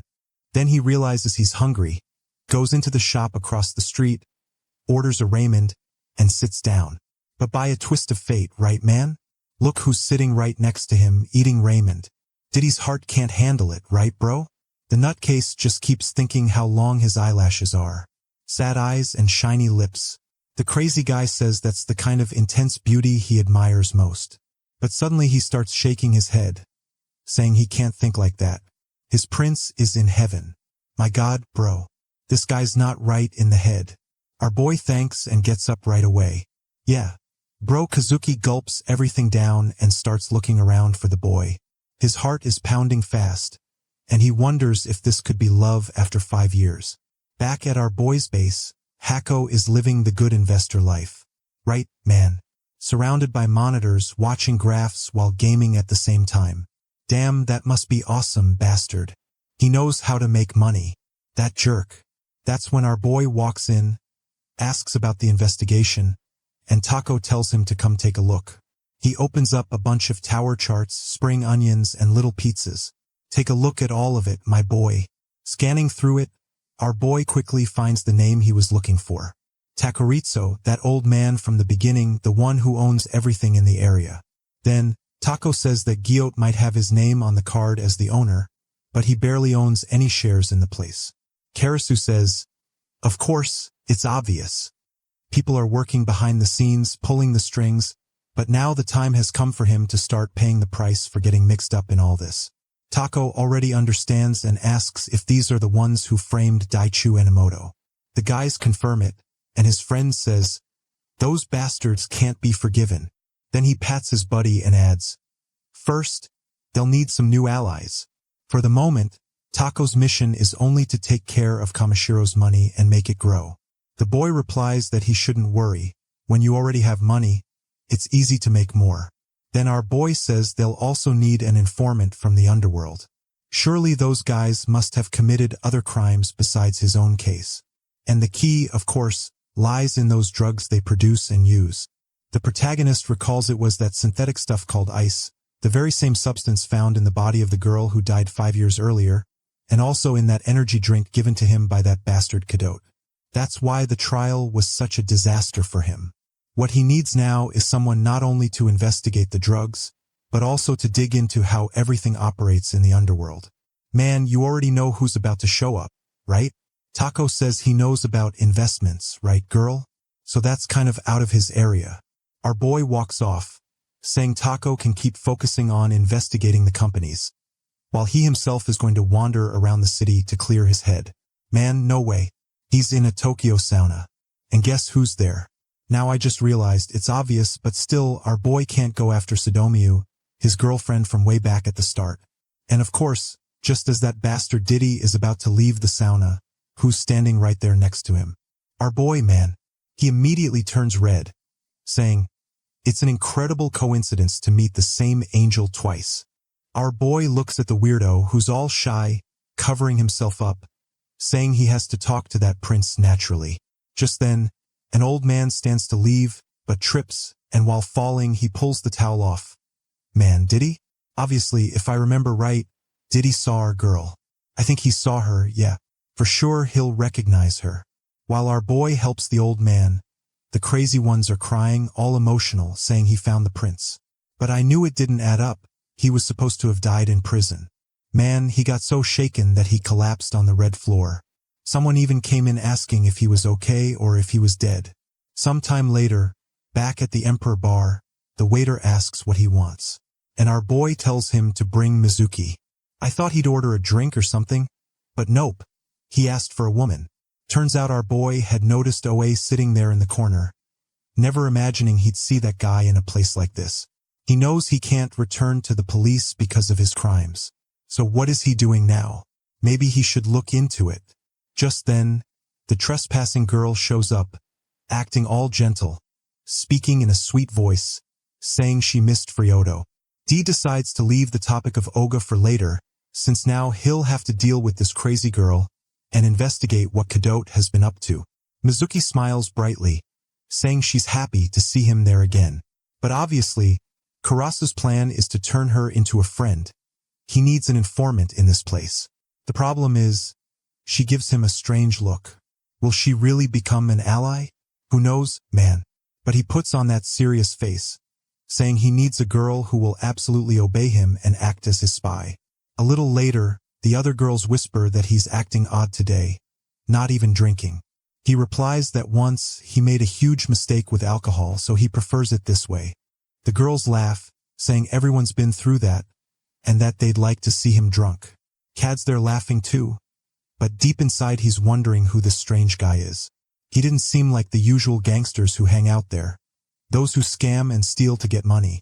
Maybe he was some kid who got rich recently with stocks or something. Suddenly, Kurisu stands up and says he's going to the bathroom. Cadotte says he'll show him the way, but actually, another guy takes him instead. On the way, he runs into one of those old men he'd invested $2 billion with, who's already super excited, saying it's fate for the two to meet again. He thanks the boy for the other day, while Cadotte watches from the corner, keeping an eye on everything. Cadotte asks who that strange client is. The boy replies that he seems to be an executive from a foreign company that hired a Japanese man. Apparently, he had worked abroad for years and only just returned to Japan. The old man leans toward our boy, clearly excited because even executives bowed to him. This was exactly what he needed. A truly wealthy man. In this world, money doesn't buy women, bro, it buys men. As soon as Mizuki leaves the room, though, KDOT grabs her arm and orders her to do whatever it takes to win over this Kurosug guy. She looks confused, but he fixes his gaze on her and asks if she understands. Awkwardly, as he gets closer, he tells her she must realize this guy has money beyond her imagination. Besides, it seemed like he kind of liked her, so she'd better take advantage of that. In the end, she'll benefit too. Later, they sit talking at one of the bar's tables, and Mizuki mentions it seems like Kadote is dating one of the girls there. Kurisu asks if that's not forbidden like employees dating. She says it's not allowed, but since the guy owns the place, no one dares to say anything. She adds that she doesn't really know which girl it is. That would be key information for Kurisu to uncover, since obviously, the girl involved with him must know a lot. But suddenly, Mizuki asks why he keeps coming to this club. He's caught off guard, but quickly smiles and asks what she means. She explains that since he doesn't seem interested in the girls, of course she's curious. The madman Kurisu thinks he's been acting carefully to hide his intentions, but she's sharp. Bro, you go to the club, order 300 champagnes, blow 1 billion yen, and don't take a single girl home, nothing suspicious, right? He still doesn't answer, so Mizuki asks why he invited her to dinner like this. Surely he was invited by the other girls. He answers awkwardly that she seemed like the easiest to talk to, more polite and calm. It was relaxing to chat with her. Oh, is she falling for him? Are the boys using those persuasion tricks he learned in prison? Bro, you're not ready for this kid. Then he reveals he's also interested in the way the club is run, considering it as a possible investment opportunity. So he said it, right? And now she gets all pouty, saying she finally understands why he hasn't been that into the girls. But honestly, he's not right in the head either. Out of nowhere, he grabs her arm and checks her wrist for needle marks, just to see if this girl's being drugged. Considering what dude did to him, that's the bare minimum. But since he doesn't see any marks, he holds her face, bringing it close to inspect her dark circles and whether her pupils look strange. Looks like the boy also needs an eye transplant, huh? Can't see a thing unless he brings the girl within 1 centimeter. Or maybe he's playing a double game, pretending to gather info while also hitting on her. She gets awkward and shy while he just stands there in the spotlight, and she's staring at him.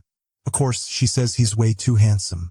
That prison surgeon was the real culprit, right, bro? Swapped the kid's head and made it nearly perfect. Meanwhile, in the real world, girls get 2 little tweaks and end up with lips looking like sausages. She says he must be tired of hearing how handsome he is, and he replies, not that much. It wasn't something he was proud of either, since he hadn't worked for it. He's just playing that double game. This bastard. Is he talking to her, or to us readers in the morning? Man, focus on the girl already, kid. After checking him out, she leans in, and he asks if she's drunk. Suddenly, she grabs his hand and says she won't even ask to be his girlfriend.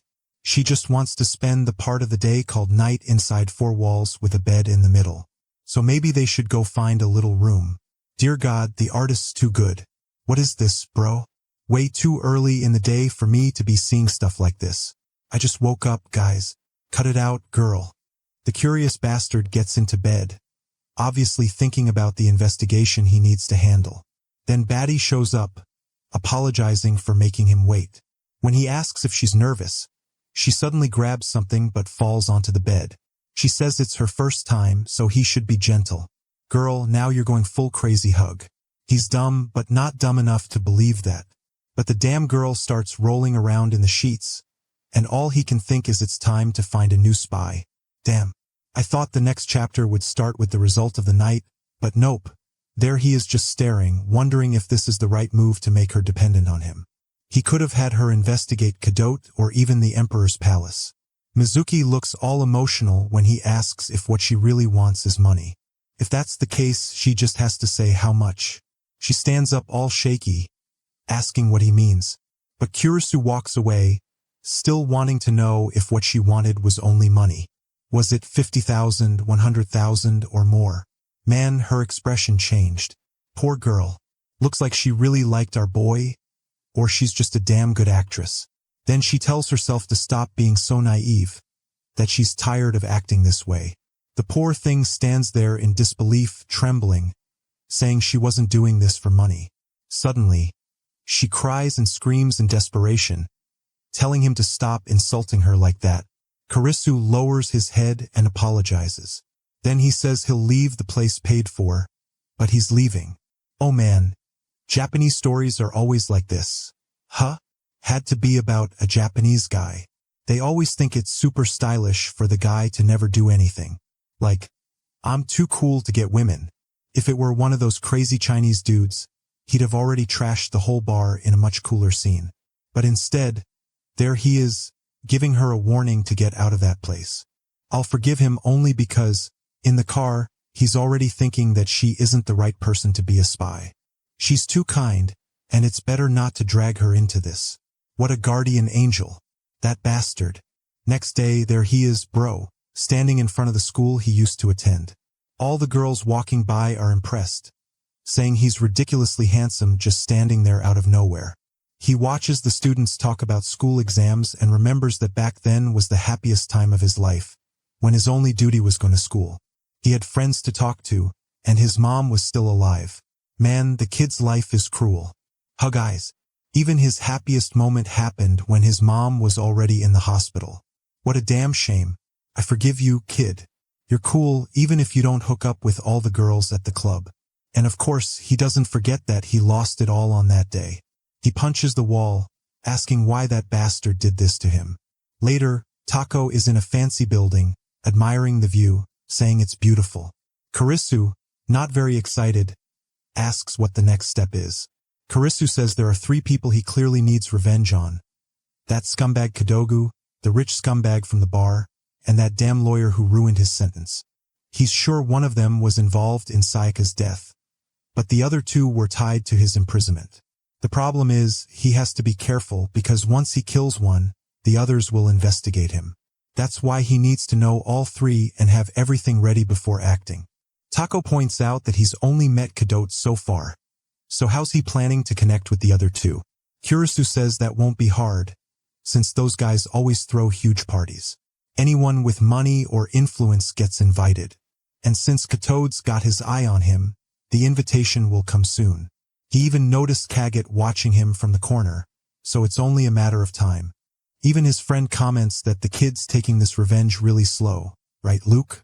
Kurisu replies there's no need to rush. He wants to make them suffer for a long time. Just killing them quickly wouldn't be fun. That night at the hotel he asks about Mizuki, and the guy says she hasn't been around lately. Obviously, he doesn't need to worry about the company, since there are plenty of beautiful girls there. Kurisu thanks him, tells him to bring another, and stays behind thinking that yes, she really left after what he said. He wonders if that was truly his intention, but in the end, it's probably better for her. He needs a woman with more desire, someone easier to manipulate. Whoa man, only heavy competition in this place. Wait, looking again our boy's face changes. It's his ex-girlfriend working there. Damn guys, it's over. That bastard kid, right bro? Stole the girl, didn't get anywhere with her, and still threw her in there. Truly a scumbag. And of course, the moment Kurisu saw her, bro, he was shocked out of his mind. MC, after seeing his girlfriend smiling and greeting him in this place, was shocked out of his mind. But Sitomaru, not knowing what is going on inside MC's mind, greets Dachi Enamot by saying nice to meet you. How are you today? And with that, she approaches MC and sits beside him. MC, still shocked, looked towards her and kept muttering Mary? Maru. Man, that scene shocked my mind and heart for a moment. Let me know about your thoughts in the comments. After that bone-chilling thriller, the scene takes us to the washroom, where the MC is watching himself in the mirror. MC thought to himself, alright, the mole is properly hidden. While exiting from the washroom, he touched the place where the mole was situated. At this moment, he started considering that he should just get it removed after all. After a long mental masturbation, he decided that no, hiding it with concealer will do just fine. Adding another point to his mind, he mentioned it might become necessary one day. Obviously, to prove that I'm Enamot-Daichi. Anyway, coming back to the hall room, we heard Sitomaru praising MC. Omi. Kurisu.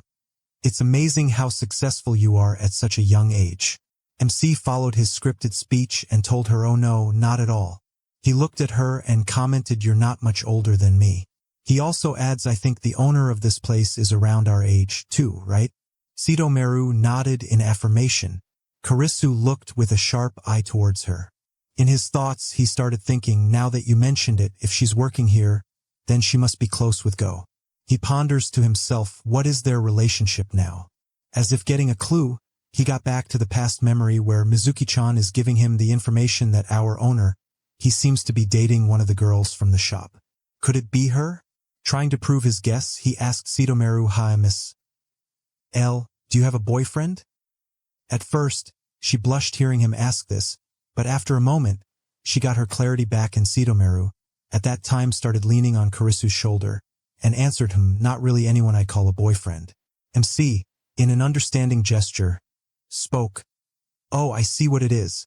She, after hearing his question, froze in her place, and all of a sudden she stared looking him with longing eyes.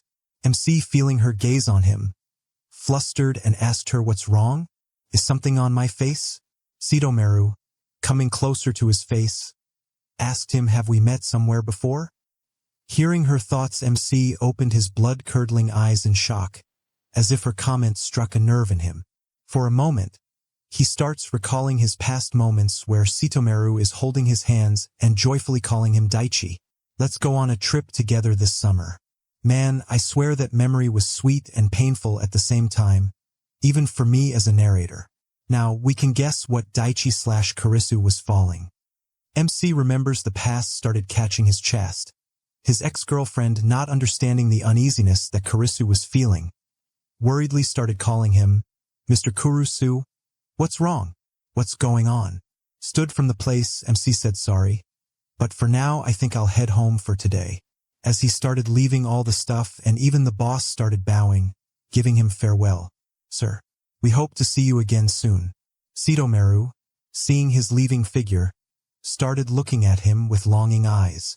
Boo, on the other hand, Kadodigo, when he saw his customer didn't bite the bait, and she was a failure in her job, he looked at her with a menacing look. Man, the poor girl looks, what have you done to her life, and even after all that, you are using her like a fish bait with discarded status. Without any doubt, he is the protagonist among all the manhwa scum out there. After MC leaves, the scene shifts to the shop room. Kadodigo, angry and frustrated, pushes Sitomeru onto the hard floor. She, in pain, screams, ah, that hurts. Looking at Kadodigo, she requests, don't be so rough. Being the maniac he is, Kadodigo spoke, I told you to go out with that customer after work, didn't I? If that wasn't enough, he also started hitting and slapping her. Sitomeru, clearly in pain, told him it was my first day. That's too much. Giving her thoughts no second thoughts, he started savagely beating her at one point. He grabbed her hair, and with his annoying and super punchable face, he came closer to Sitomeru and told her that the customer had deep pockets. So your job is that you're going to sleep with him and dig up some intel about him. Asking again, he ordered, did you understand? If you can't follow orders, it won't be good for you. Unable to bear the toucher, she agreed to his proposal.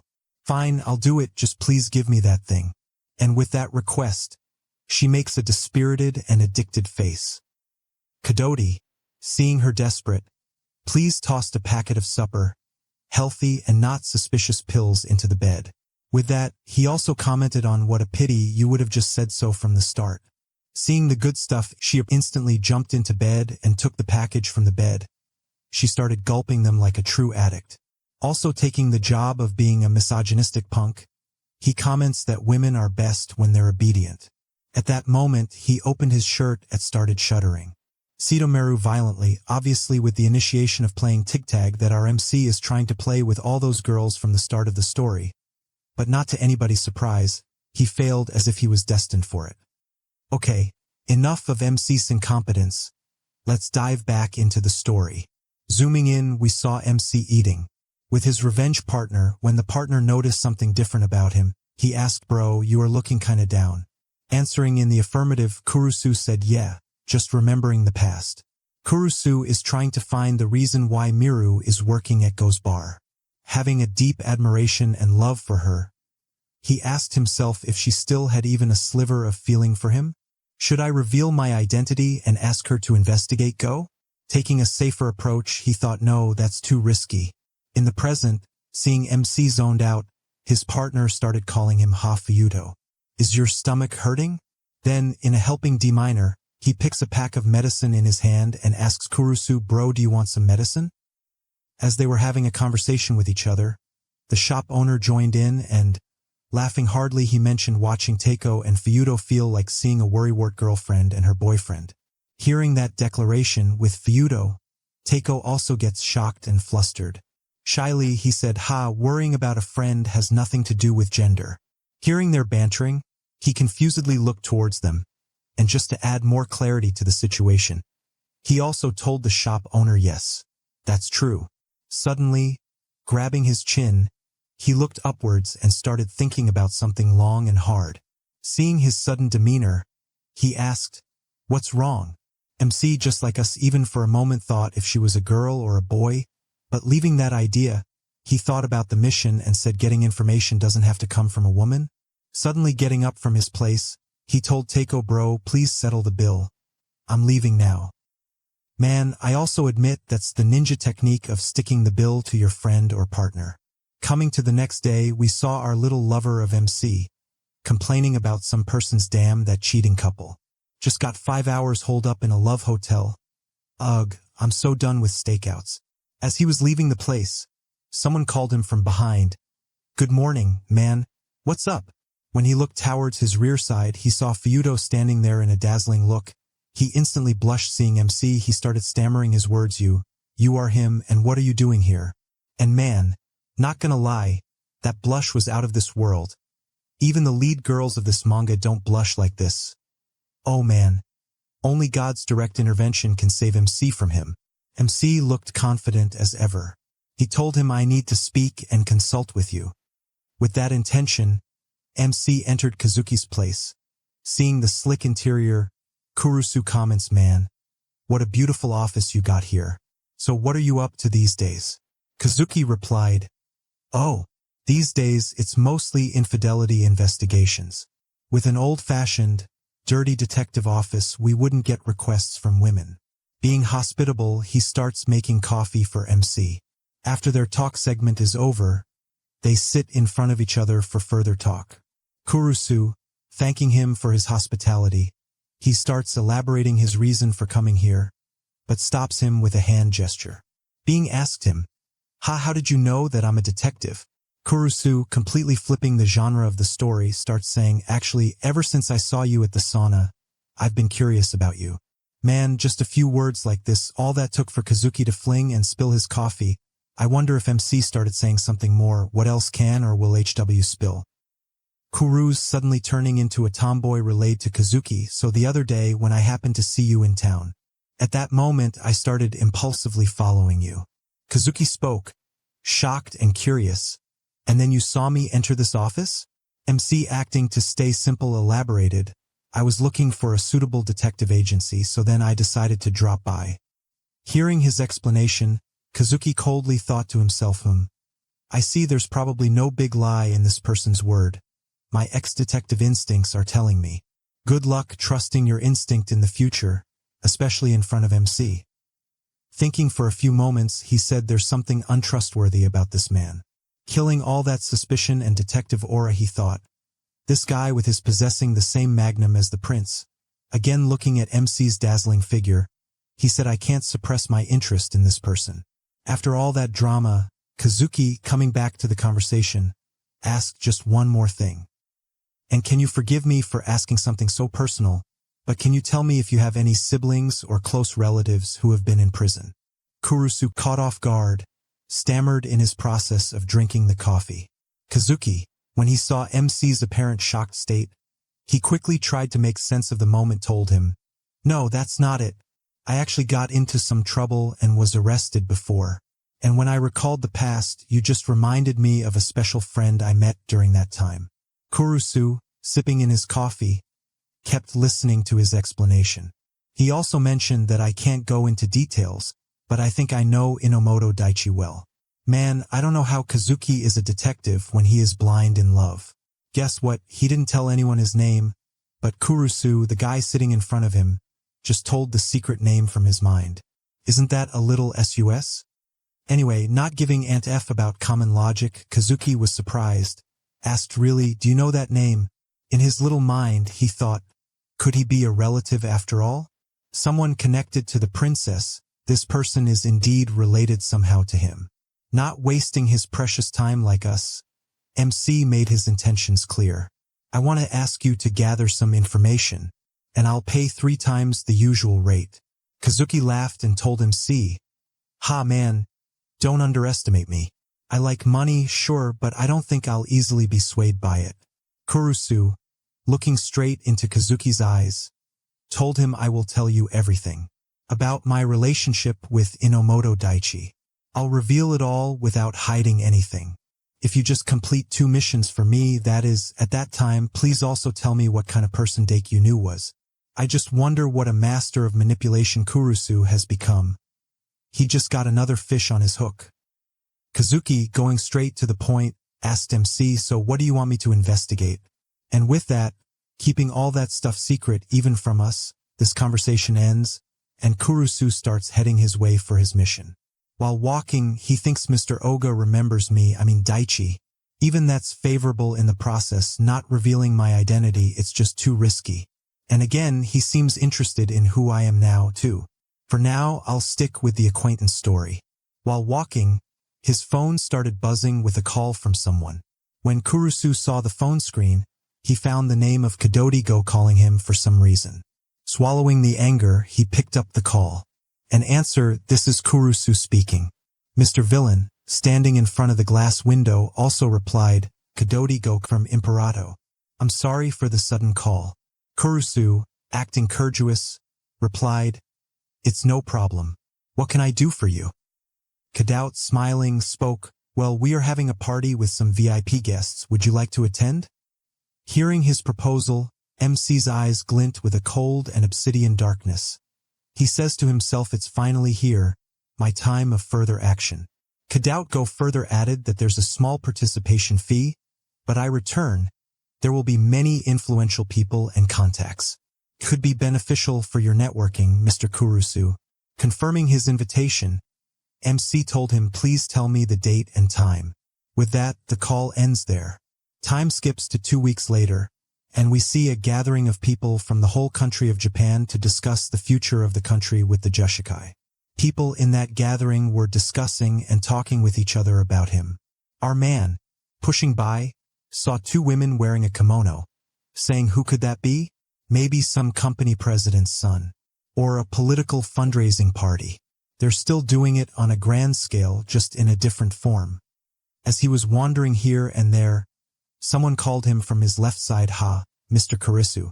MC, looking at his ex, asked Elle, why are you here? She looked beautiful as ever, said the owner told me to help out. Coming close, Kurisu mentioned, oh, I see, I didn't recognize you in Japanese clothing.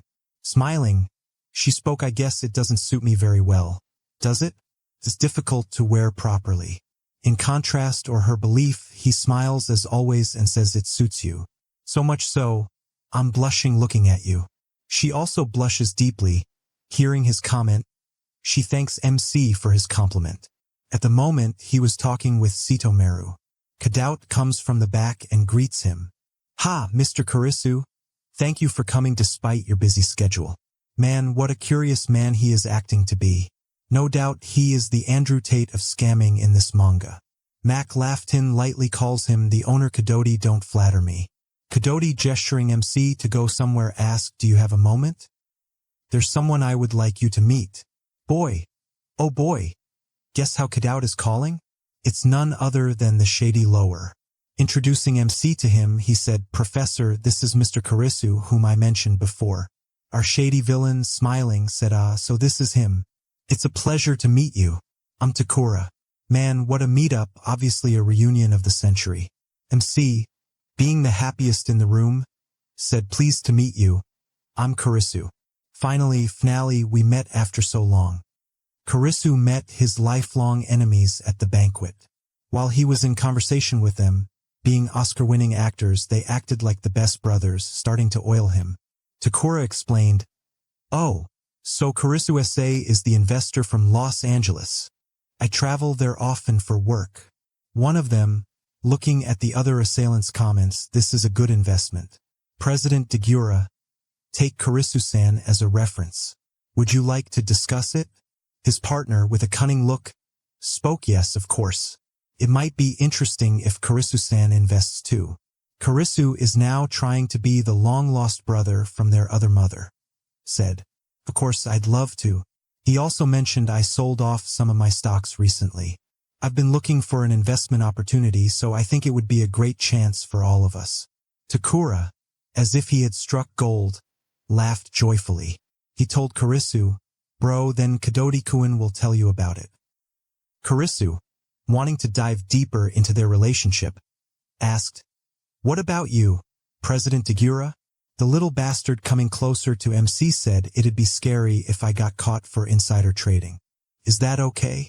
So, when they were talking to each other, a call came through his phone, excusing him from the crowd.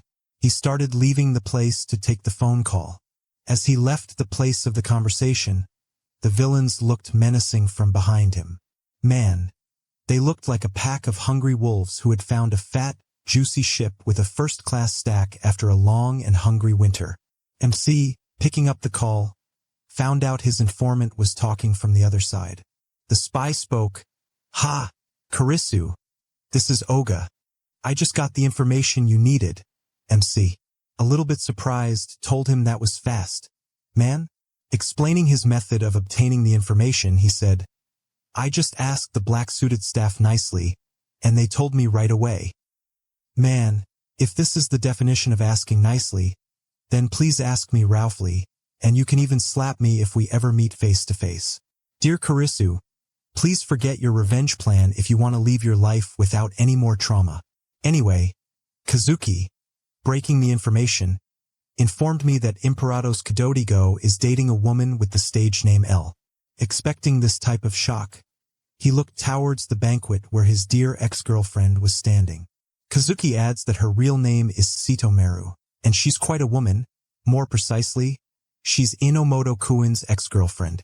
Kurisu was still dazed when he found out all of his speculation was true, but, giving him no time to daydream, Kazuki relayed that there are suspicious rumors about the other owner of the store. "I will tell you when we meet." Kurisu, at this moment, stopped speaking completely, feeling his sudden silence. Kazuki asked from the other side, "Kurisu-san, can you hear me?" Kurisu dropped the call and instructed the spy, "Please continue investigating." Seeing Sitomeru's smiling face, he said, "I don't want to believe it." Leaving the place, he finally concluded that this is definitely Meru. Jumping to a few days later, at a gathering, we witness all the despicable villains conversing among themselves. At a point, the smarter one among them tossed a bunch of papers containing information about Kurisu. Indicating towards the paper, he told his partners, "I looked into Kurisu Feudo through a different channel, and here's the result I got." Takura, joining the conversation, mentioned Kurisu. "He's the one who looked like a host at the one we went to the other day, the real manly one. He's the representative of Ket's investment." The president replied, "Yes, he's a Japanese national who made a lot of money during the crypto boom." Looking at his information, Takura said that he really has money, Kadodigo confirming his hunch. "I told you, didn't I?" he even said. Even an SFT executive personally greeted him. Feeling the winner of the bet, they laugh while saying, "Looks like he was an investor in the United States until recently. I'm not familiar with anything before that." Takura asked back, "But if he fits the usual pattern, I'm in," looking through Kadodi. He questioned, "You get it, right? What I mean? Use that woman and sell the deal." Kadodi nodded affirmatively. "I know, but it's about time you increased my share." Takura, giving a amazing look, exclaimed, "What?" Kadodi, proving his point, complained that "I always bring in more profit than you two, and as always you give me so little. I'm the one crossing the dangerous bridges, so why should I get so little?" Takura, angry, exclaimed to his fullest, "Shut up! Did you forget about that story you guys can have about what story?" Takura was pointing to. Anyway, defusing the situation, the president silences them by saying, "I get where you're coming from, Kadoti. We'll keep that in mind, so start the preparation." Understanding his advice, Go answered, "Okay. Man, why do I have the feeling that this guy is going to be the biggest obstacle in MC's revenge?" Back to the moment Kadoti angrily leaves the room, leaving them all unsatisfied. Takura angrily retorted, "He's just an ungrateful brat." The bigger villain gnawed. Kadoti's getting desperate. It looks like his spending has been rough lately. Takura spoke sense. "It's about you. I've heard some nasty rumors." Quirky like a cat, the president asks what?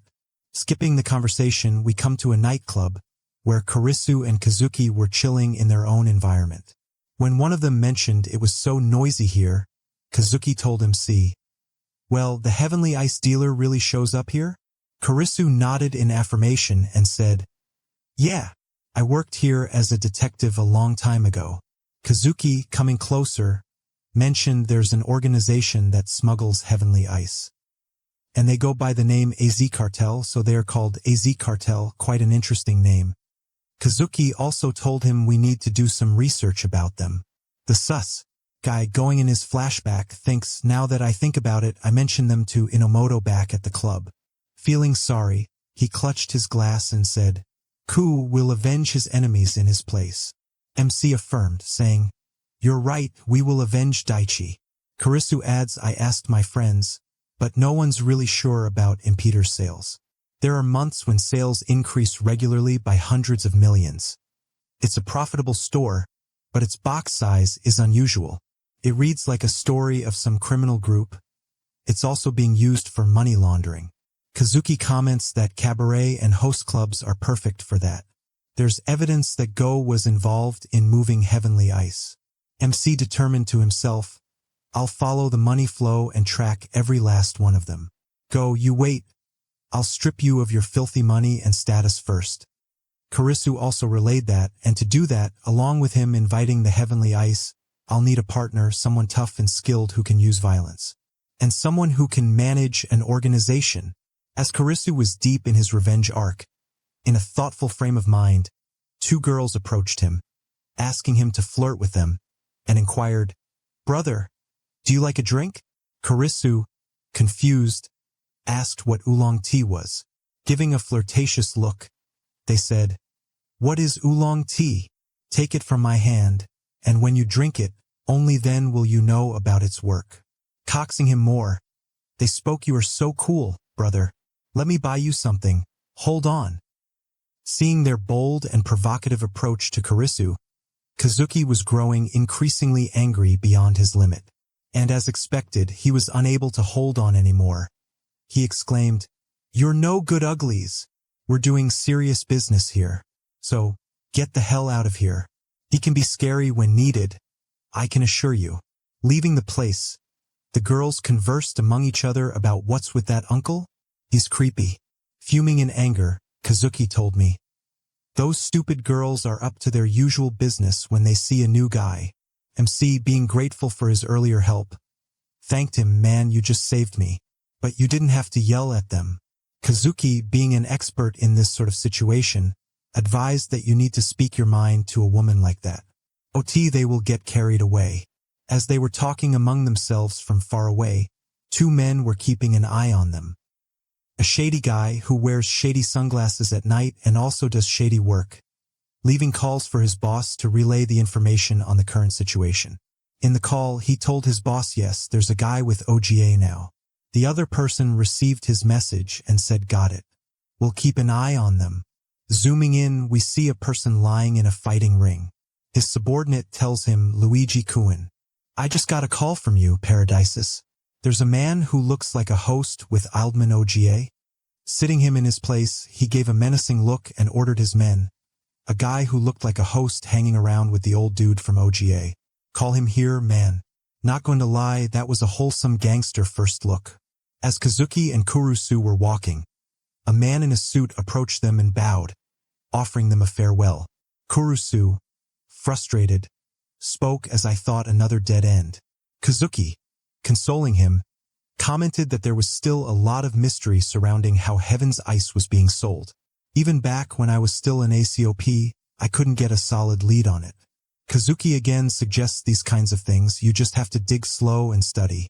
He put a hand on Kurisu's shoulder and told him, "How about it? Want to grab a drink together after this?" MC, leaving Kazuki's suggestion in the trash, started to leave. While leaving, he comments, "If you find anything, give me a call."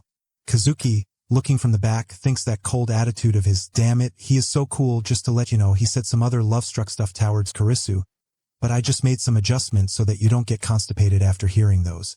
Walking on the roadside side, MC ponders, if we can't get any info on the drug itself, then the only way is to go deeper into that lounge. As if MC was going into a wedding event, suddenly from nowhere some unwanted friends of him, which even he doesn't knows, came near him, surrounding the path in order to join him and freeload in the event. Okay, enough with the jock coming closer to him, they suggested he get into the car. Following them without any argument, MC arrived at their hideout. At the moment, MC set a face-to-face with the now active boss. MC, showing no sign of fear, comments, "From what I can see, no one here looks like a drug addict." The guys were a little taken aback seeing his brash comment. MC adds, "They say dealers don't touch their own stuff anyway." After MC's turn, the guy sitting in front of him asked his question, "What were you doing at the club?" Kurisu answers, "I was looking for someone." The shady guy again spoke, "The guy you were with, he's a former cop, isn't he? Why are you teaming up with him?" Kurisu, straight as always, replied, "Like I said, I'm looking for someone."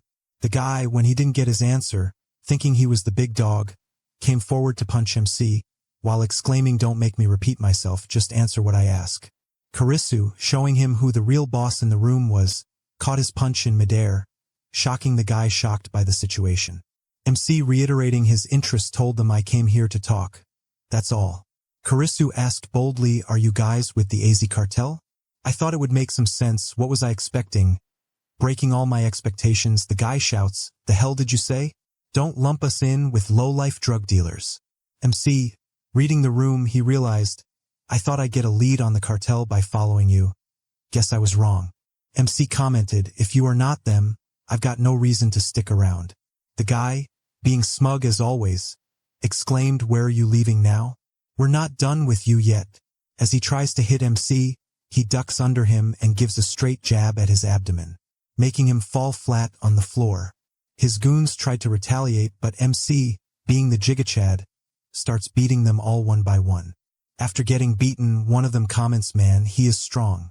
I think this guy is really not just some host." MC, giving his crew a soul-chilling look, asked them, "You still want to go?" The gangsters humiliated and cursed him from their guts. "You bastard."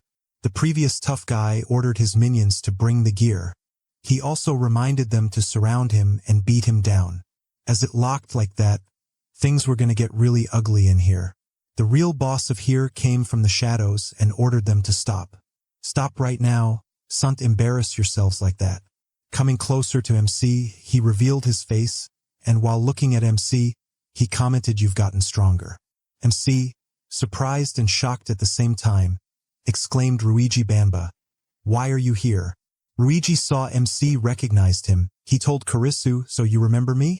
Hard to forget the guy who beat the crap out of you in prison." "Huh?" MC spoke, "Now that I remember, Takahashi Haruki, you're talking about back then, right?" The underlinks, furious, shouted, "You're finished now." He thought, "At this rate, it looks like I won't be able to escape now."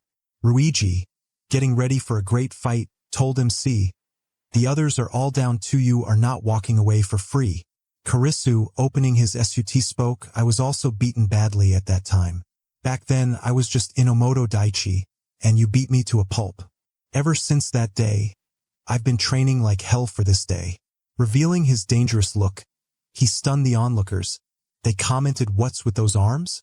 Inomoto Kurisu reminded him again, "I'm not the same guy I was back then. I changed after being reborn. And this is my revenge match." His goons to kill him, Ruiji finished him off. Ruiji, acting like the true strong man, ordered them, "Don't touch him, you guys stay out of this. Leave this fight to me." Man, it looks like this fighting revenge shit is about to go hard. Stay tuned to get tuned next part.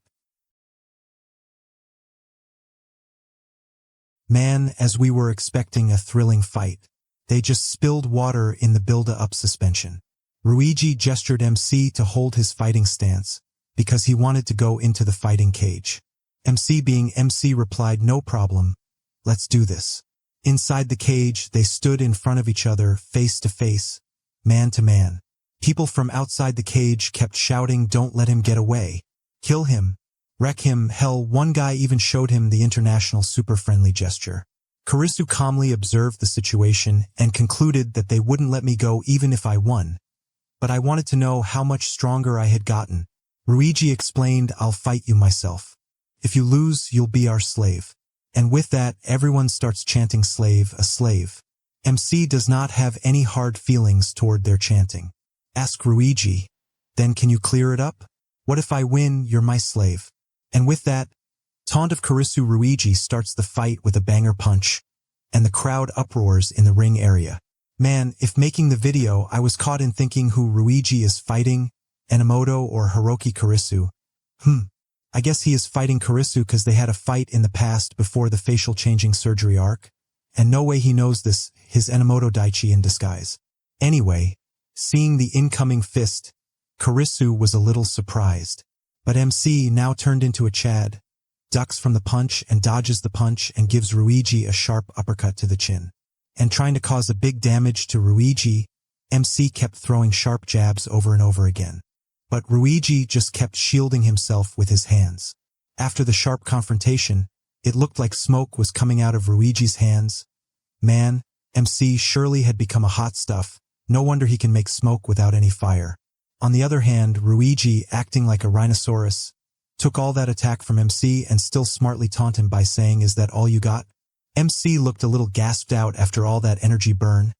But Ruiji, at that brief moment activating his inner Dragon Ball aura, rushed towards Kurisu with a super heavy uppercut. Hell man. MC even got hit by a big punch to his face, and as a result he coughed a mouthful of fresh, juicy red catsup. Gaining his footholds, he commented, "That was close. He would have hit me in the face if I hadn't turned." As he was thinking in the middle of the battle, Ruiji came from the backside of him, and in that position he made a choke hold on Kurisu's neck. People watching from the outside commented, "He is done." Even Ruiji asked MC, "What will you do now?" Enamot-Daichi, zooming back to the past, thought, "He had me like this back then, too." Ruiji, seeing MC trying to get out of his hold, told him, "Nope, no way, you can't do it with one hand." But proving his assumptions wrong, MC flicks Ruiji's fingernail and gets out of the deadly choke hold. And bam, he gives a haymaker hard uppercut with his head. People were shocked seeing MC break out from Ruiji's choke. They were shocked and surprised at the same time. They kept thinking if someone could actually do that to Ruiji. Someone comments on where he was till this day. Again, MC gave a killer look to Ruiji. Mr. Villain, impressed seeing Kurisu's combat prowess, said, "Looks like you have learned a lot since then?" MC replied, "Yes, a little in America." Now from nowhere Ruiji bowed down to MC, making him a little shocked. Ruiji asks you, "What was the first thing you did after getting out?" MC answered, "Visited the grave of my dead mothers." Ruiji, thinking deeply about his character, sighs and dismisses the fight, saying, "My nails hurt. That's enough for today?" Man, MC, just like us, was surprised when he said the situation was turning in his favor. While leaving the cage, Ruiji made a shocking comment that "My junior made fun of your parents back then." Sorry about that. MC got even dazed thinking about his comment. Ruiji also adds that choke earlier, "Hope it didn't mess up your face." Man, now that I think, I guess Ruiji somehow came to know that it was not Kurisu but Enamot-Daichi, and with that, the fighting drama came to an end.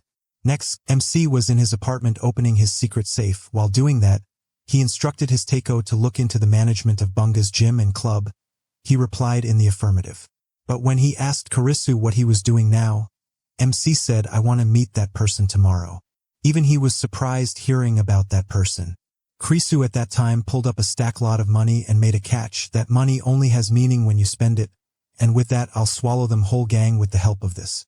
Man, that bastard even got a stack of gold bars just lying in there. I bet it's more than you can have in your wet dreams. In the next scene, we see Ryuji eating foods filled with protein like there's no tomorrow. His subordinates kept warning him, "Ryuji-kun, you should not eat the raw protein powder. It isn't protein supposed to be mixed with water and drunk afterwards?" Cleaning his mouth, he answered, "It's too much hassle."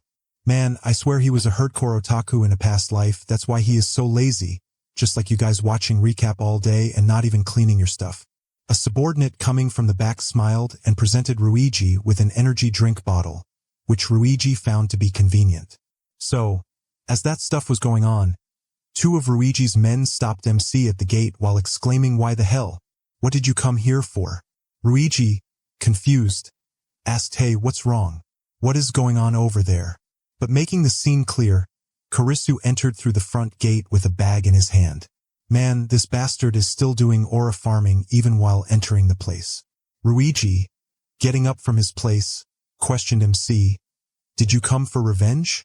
As an answer, MC replied, "Your words from before stuck with me. At that time, it was bad to mock my junior about their parents. I hope the choke earlier didn't mess up the skin on your face." A fiend asked if I wanted to meet someone inside the wall, and it became clear who I am. And again, you heard everything from that Kamishiro guy, didn't you? Agreeing to his speculation, he said, "Honestly, I thought that old man's stories were just nonsense until I fought with you." Kurisu, standing in front of Ryuji, asked, "When did you figure it out?" Ryuji tells him you can tell someone's true nature by fighting them, if they're human or not. Well, I guess that's a good explanation for today. When I will meet someone unknown, I will invite them to have a fighting competition. The reason I want to beat them, no, that's the wrong word. I just want to know them better and make friends with them. You know what I meant to say, right? Anyway, Kurisu, now putting a stack of bills in front of the whole gang, explained the drug matter, "The drug organization you are up against, I'm chasing them too." Ryuji, confused, asked, "This stack of cash, what's the intention?" MC reminded them of a saying, "The enemy of my enemy is my ally," and that's the deal. Giving a deadly glare, he speaks, "So from now I want to make a contract with you guys. So keep that money?" Hearing his antics, Ryuji was a little bit taken aback. But Ryuji poured a glass of drink and started to gulp it down while MC mentioned, "I don't drink." But Ryuji insisted he drank because it's a substitute for a sworn shake-up. MC, looking at the raised cup, sighed and exclaimed, "Old-fashioned, quite traditional of you to make an agreement. Huh." And with that comment, he gulped the whole drink. Ryuji, feeling the full vibe of brotherhood, extended his hand in a goodwill gesture. He mentioned that if you betray us, I'll kill you. But MC in that time commenting on some cheesy 90s Hollywood movie, "I'm already a dead man, so I won't ever betray my comrades." Man, not gonna lie, that handshake just by looking at it seems to be stronger than the bombs of Hiroshima and Nagasaki combined. The next scene shifts to the apartment of Katiko, where he is being scolded by a big shot named Owner S.A. That guy exclaims, "Sir, it's a big amount, just give me a bit more time." The bossy guy explained, "Is it okay if we come to the shop to collect the money?" I bet the girls would be shocked, wouldn't they? Katik kept requesting them sincerely, "Please don't do that. I'll definitely pay back in 2 weeks." Hearing a satisfying answer, the guy replied, "I'm counting on you." He added, "If you are even a day late, we'll go to the shop." Katik threw his phone in anger while cursing them, "Damn you, dirty loan shark." Frustrated, he kept thinking, how did it come to this? Recalling his past doing, he starts to piece it all together. Firstly, women in the car, drugs and gambling. I was just enjoying myself. But from now, if this goes on, I'll lose everything. Somehow I have to make money. Boys, just look at the desperate face he is making now. That's why you have to learn money management from the beginning of your career. Well, Kurisu, as if he was telepathically connected with Katik's bad time, at that desperate moment, he calls him for a private discussion. Katik, being a good actor, acts all gentlemanly and kind towards Kurisu, greets him politely. Kurisu, standing from his place, mentioned, "Actually, I have a consultation," and with that desire of his, he opened the bag that he was now carrying, and surprise, it had the life-saving essence that Katikuwas was looking for, money, and a lot of it. MC expresses his intention, spoke, "I want to entrust this money to you. And with that, the bait was set for the fish named Cadet to bite. Well, to be honest, the bait was successful. Basically, you can tell that just by looking at Kadodigo's face. Guo, being the greedy person he is, inwardly thinks to himself, this stack of bills. There's at least 100 million in here.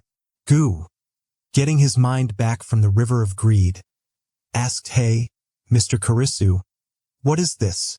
MC, being a better actor than everyone, just acts nonchalant, as if it's nothing to be surprised by. He answers, "This is obviously my money, which I want you to keep in safekeeping." Well, just like every sucker crazed over money, Gu also gets a little confused seeing all that money at once. He mentioned that even if you say that it's yours. Thinking again, "Are you sure you are not making a mistake by thinking this place for a bank?" Karisu kindly answered, as a fellow business owner, "You'd understand what I'm trying to do, right?" MC, looking deep into Kadet's soul, said, "Sometimes you have money you can't show publicly, isn't it?" Well, I think just now I'm in that sort of situation with this money. Outwardly, he answers in the affirmative, "I see what you mean to say," but inwardly, he thought, this guy, does he know something about this shop's role?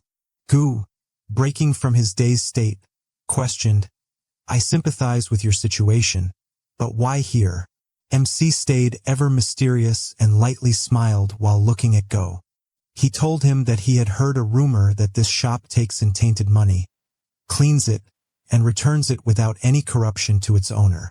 Kadodi Gu, trying to clear the misunderstanding that Karisu has towards this shop's comments. "Sir, we're not a corrupt cabaret club. We have accountants and do everything properly. So please don't tease me, Karisu-sama. And why not stop with those stories and call the ladies to have fun?"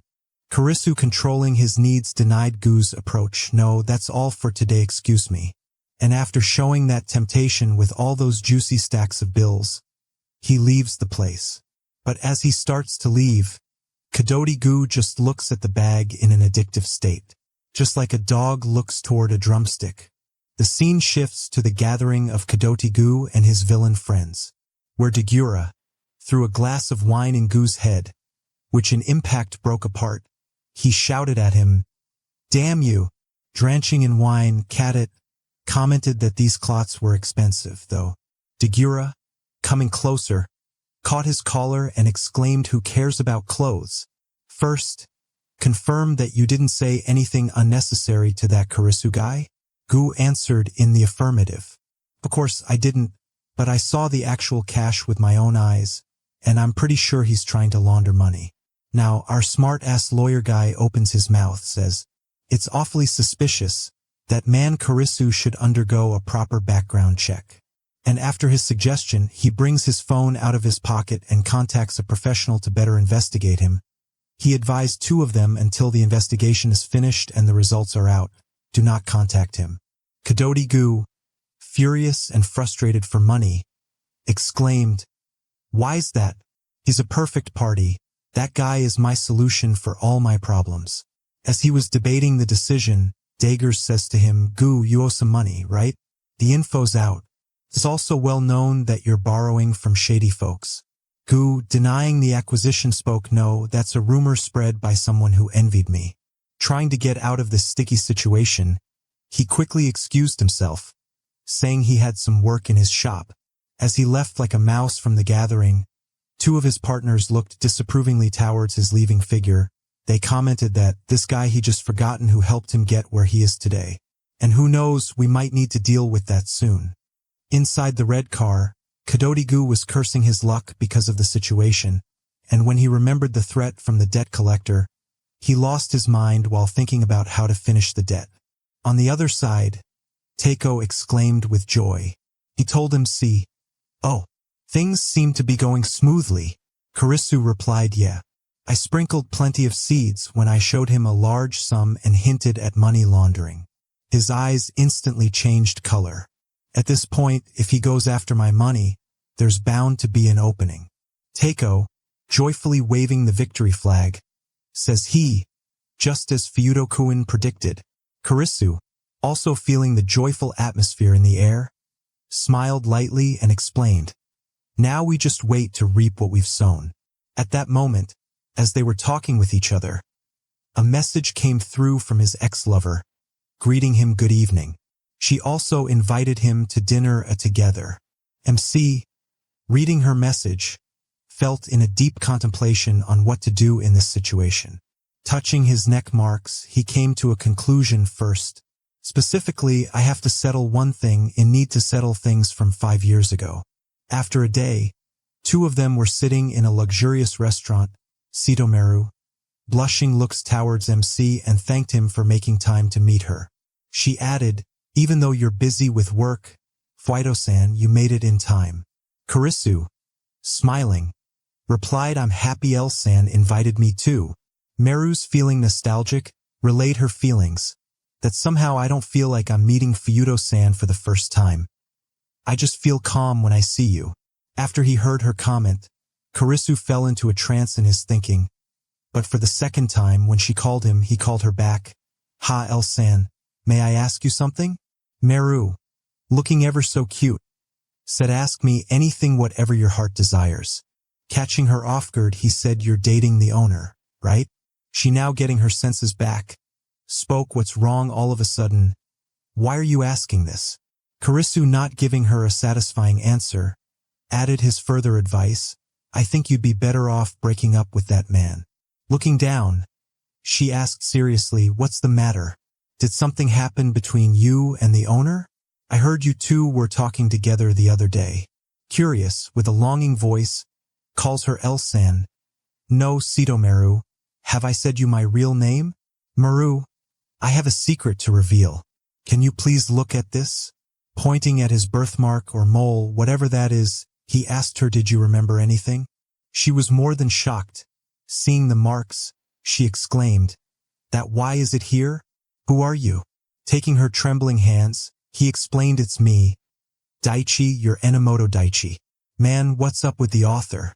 He just keeps adding unforgettable scenes that are masterpieces. This manga is just cinema. Sitomeru, witnessing the return of Enamot-Daichi, gets emotional and shocked at the same time. At that time, she felt like her senses were fooling her. So, denying Kurisu's claim to be Enomoto, she started to question, that mole was Daichi's trademark? Who are you? You aren't Daichi? She also adds, but your voice, it's really similar, though. Are you a relative of Daichi? And are you being deceived by him? And that's why you approached me? Daichi, in order to correct all of her doubts, mentioned the cinema and the chateau in Roppongi, which was our first date spot. We watched an insane horror film. Just look at the couple stuck to each other. I bet most of you will fail to feel the same feelings if you just keep watching Manhwa RecaP's videos, guys. Short note. If you have noticed, this manga has the full guidelines to change your life. Follow the steps of Enomoto if you really want to change. Anyway, back to the story. Kurisu adds, you were so scared. Remember, on the way back, we went for Italian food. I was short on money, so you paid a little. I guess his dart was spot on. After that, she remembers their time together, and she emotionally started crying and, while touching his face, asked, are you really my Daichi? Why do you look like that? Didn't you die in prison? Consoling her, he said it's a long story, a very long one. As he was saying this to Meru, his eyes got bigger in anger as if something struck his nerves. Meru, seeing the visible change in his facial expression, asked what happened, what are you thinking about? Daichi, at that time, suddenly grabbed her hand and started inspecting, but to his shock, when he unveiled her hand, what he saw left him shocked, because there were visible needle marks. These were undoubtedly signs of having too much good stuff. Kurisu exclaimed, you have this mark too? That means you're also having the heavenly ice? She squints in shock, hearing his sudden question. MC, comforting her, asks her to speak. She, now being traumatized, told him, I was told it was just a supplement and was forced to take it. Even the injections were forced. Angry, seeing the love of his life in this state, he shouted this was Gu's doing. Wasn't it? Meru, recalling the past, said, I heard Daichi died in prison. At that time, I wanted to give up on everything, so this path didn't look so harsh to me. Man, you can say this girl was really dedicated to him at that time. Daichi, hearing her heart-wrenching confession, consoles her. You don't have to say more. I'm the one who put you through hell. I'm sorry, Meru. He adds, I never imagined Gu would go that far with Daichi. Meru was also a little taken aback hearing his explanation. Well, he would do anything for his gain. This time too, you came here because he told you to trick Kurisu, right? She looked downwards, confirming his suspicion. Angry beyond imagination, Kurisu gave a menacing look and said, I came back from hell just to fulfill my purpose. Ha, my guy, I'm sure you came from hell, and I also remember that there was a type of demon that had 3 legs, and the specialty of that demon was that he always tried to use his 3rd leg whenever he saw an opening or someone picking the soap. Man, the poor sinners, their life is surely terrifyingly bad over there. So, Mr. Kurisu, please kindly try to skip this topic in the future. Sitomeru, looking timid as ever, says, You intend to get revenge on Gu, don't you? Well, at this time, revenge is too little for that guy named Gu. If there is somewhere more terrible than hell, then he should be the first visitor to visit that place. Kurisu, for the last time acting as Enamot-Daichi, stood from his place, advised Meru that from now you should quit taking the good stuff, and don't forget Enamot-Daichi, he's dead, he's no longer relevant. And with that, the meeting of those 2 lovebirds concluded. Coming to the next part, we see Gu talking on the phone. From the other side, Kurisu thanked Gu because he agreed to take care of the money. That saved me a big time. Gu, acting to be the good brother Kurisu never had, says that's because Kurisu-sama is a special client, and I will handle it personally. Our Chad MC called him to come to his place and pick it up, because it's cash and a huge amount. Cadet, agreeing, said, of course, if you give me your address, I can come by tonight. After that call ends, he starts laughing menacingly, saying, You bastard Takura, I'll prove I can handle this alone. And with the intention of receiving money from Kurisu, he starts to arrive at the desired place of meeting. Driving the car, he commended Meru, you need to cozy up to him, shower him with compliments, and keep touching him casually. As he was saying all those nonsensical things, Sitomeru kept looking outward, thinking while diving into her own ocean of thoughts. Katagu remembers the past conversation with Kurisu and his laundering mentality, so he started smiling smugly, thinking he had caught the right fish, but unknown to him, he was the real fish or prey in this case. Well, our smartass goldfish makes a mental plan in his mind, thinking Kurisu made that cash through tax evasion, and somehow he needed to find out how that money was made. And once I received the money, Kurisu, don't ever think about taking the money back. After that part, I will start to blackmail him until every drop is squeezed out. Man, just look at his greedy face. He looks as if he is going through a constipation problem just by thinking about that big sum of money. Boys, greed will eventually lead you to the path of constipation. Just look at him and you will understand me. So listen to my advice, be a monk, and keep watching my recaps non-stop so I can earn more money. Arriving at the desired spot, he was a little surprised because he remembered it to be his prior working place. Nervously, he exclaimed, what a nasty coincidence. I just remembered his face. Just guess who he was thinking about in his mind at that time. Anyway, when they reached inside that place, our boy Kurisu was farming his Sigma aura just by sitting there. On arrival, he greeted them, sorry for troubling you. And, by the way, Elsan, you came along too? What a delightful moment it is for me. Gu, with his fake influencer persona, smiled and mentioned, since you happen to be here after the deal, I thought we might have a meal together. After some chit-chat, Gu directly asked MC, so, Mr. Kurisu, where's the goods? MC now opened the bag and showed him the 100 million yen. And just by looking at the money, you can see he is making the face gesture as if he is in a self-pleasuring state. Well, what can I say? A mother sucker like him can have fetish like that. It's nothing to be disgusted by. Well, guess what he says after seeing the bag of money? Thanks for your trust in me. No, he questioned, is that all of it, or is there some left? Man, his greed surely knows no bounds. I can tell you that. Katagu adds about that amount. Should we make the transition now? Before he could finish his bentering, MC spoke. My thinking changed a bit. I've only just met you, so I feel uneasy entrusting a huge sum to you, so changing the plan a little bit.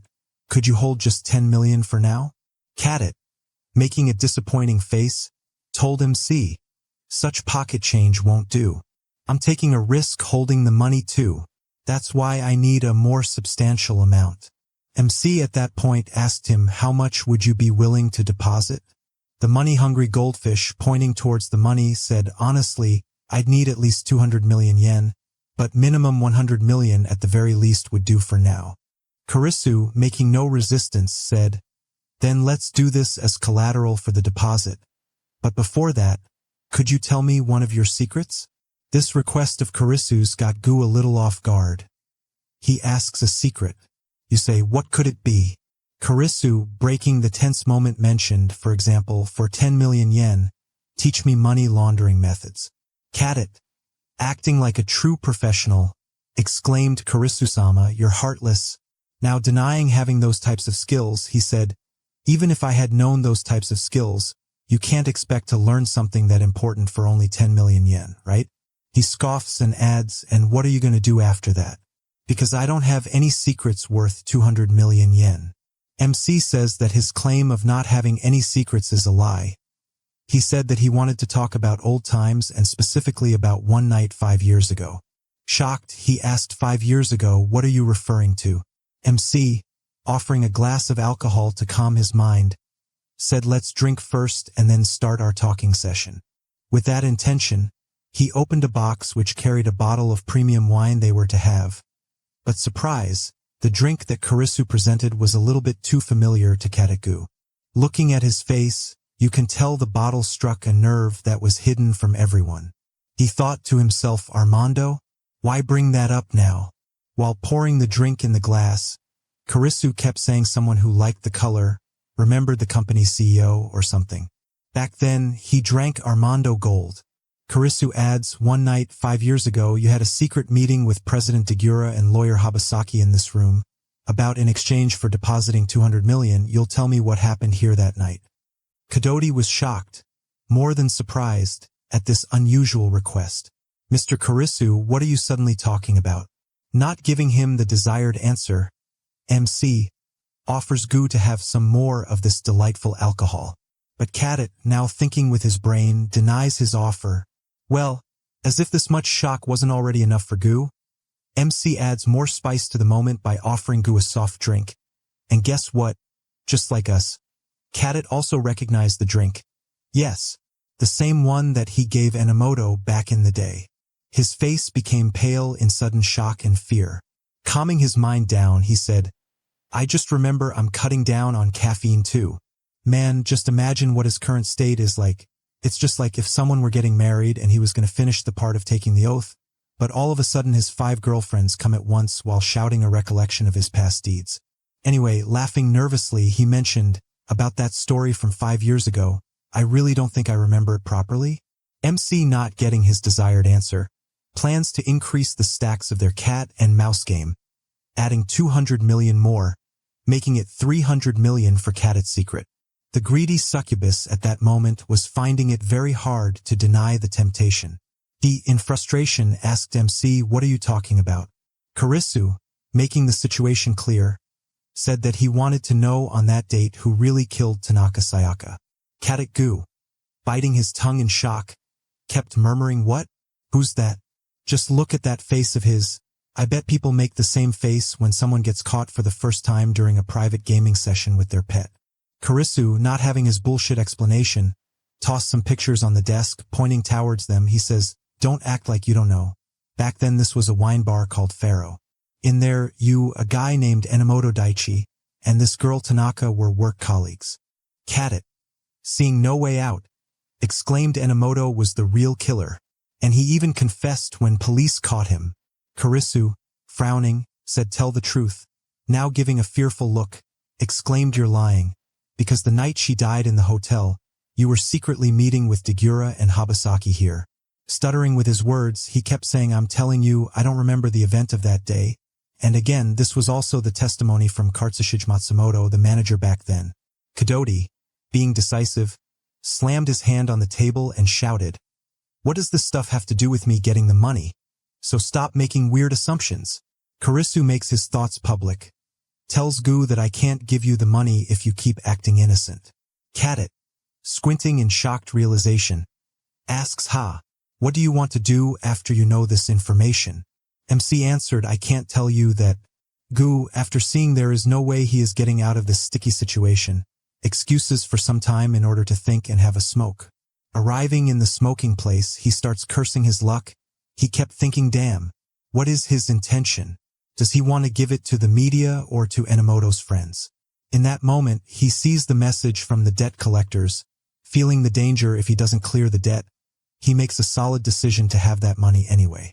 He adds, "As I thought, I need to take him down on my own. And side note, just to have a clear mind while doing the most unholy works." Possibly in the most holy way, he added some good stuff for his prayer ceremony. Boys, in the Gen Z era, that's how you describe someone when he is clearly addicted. In Kurisu's place, Meru glanced at MC and made a mental note that gentle Daichi looks like a different person. She adds he was stubborn, but he always cared about the people around him. Meru suddenly called Enomoto, "Forget about revenge. Can't we start over?" But our Chad MC, now dead set on taking his revenge, broke all her fantasy expectations. He clearly stated, "Meru, I told you Enamot-Daichi is dead."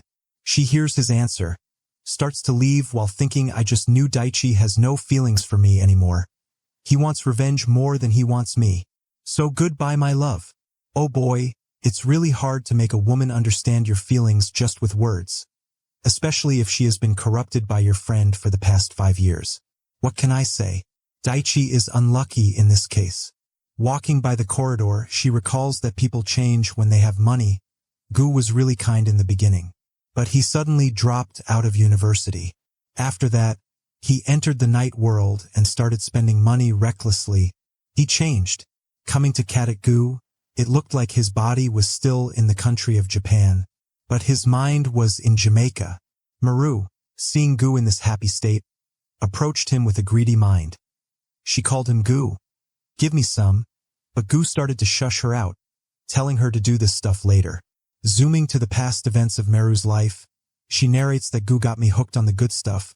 When he injected me forcibly after a while, I felt like I couldn't live without it. And if Daichi hadn't been caught, this wouldn't have happened. So the reason I became addicted and like this is Daichi's fault. Well, that is the best reasoning you can hear from an addict. If you think she was done, get ready for her next line. She looked at the mirror while making the most psychopathic face. She spoke, "Kadit, do you really want to know Fuyudo's true identity?"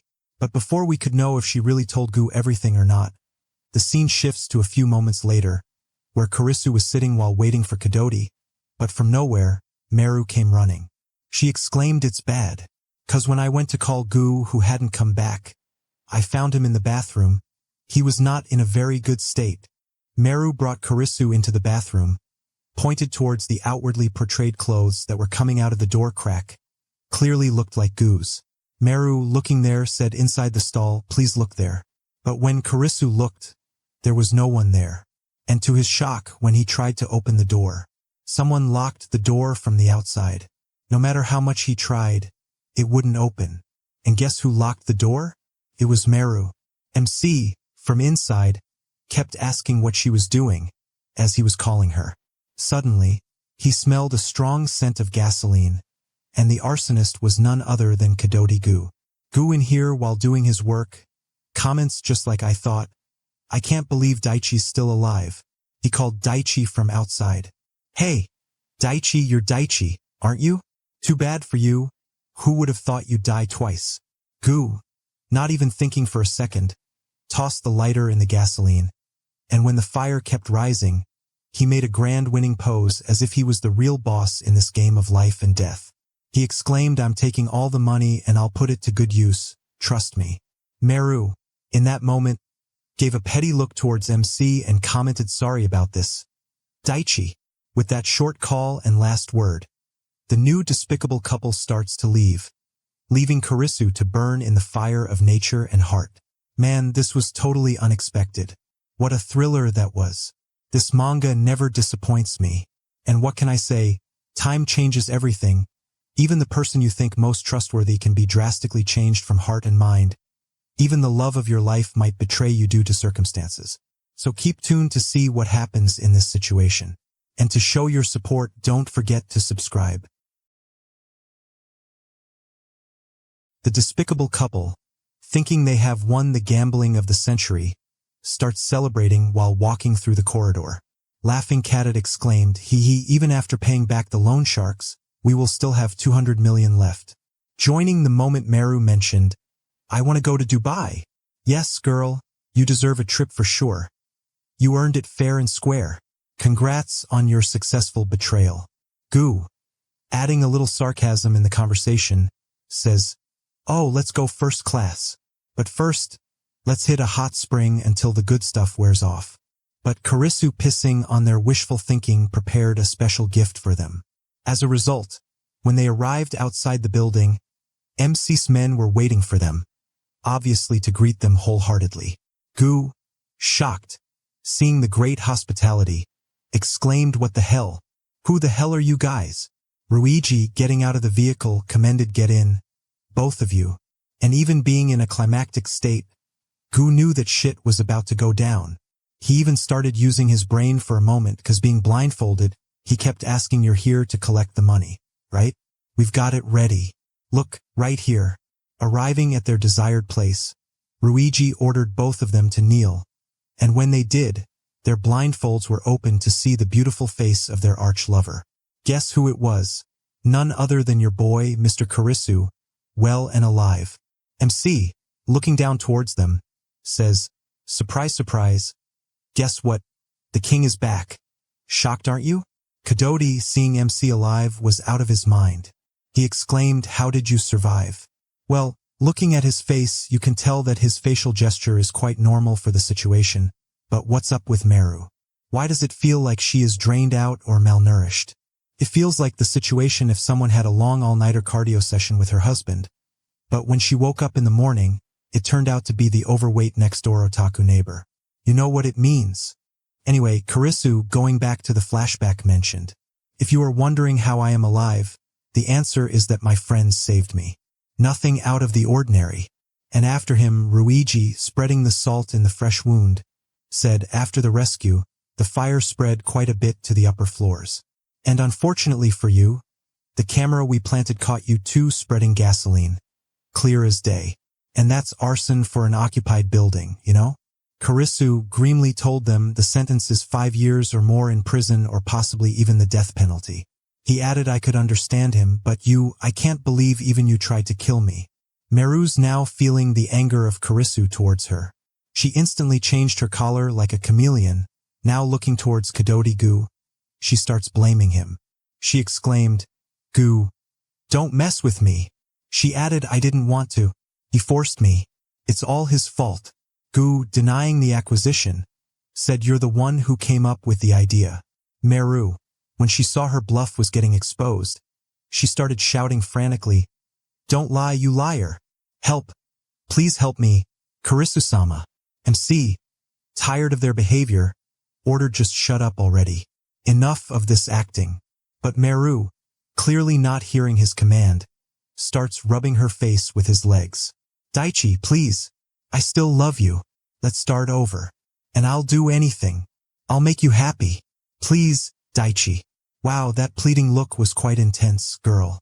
"Even if everyone doesn't believe you, I still believe you and what you said, because we are both high. You are in good stuff, and me in sleep deprivation. An addict must believe another addict. That's the universal law of the manga world." Well, bad luck for her. Karisu, unlike me, wasn't high and had a clear conscience. With a deadly glare, he spoke, "I told you more than once. Enamot-Daichi is dead." And with this declaration of his, he destroyed all of her fantasy thinking. Getting up from his place, he ordered his men to take off Gu's handcuffs. And after that, he starts removing his suit in order to settle things between them. Kadoti Gu, now uncuffed, starts pissing his pants just by hearing MC's intention.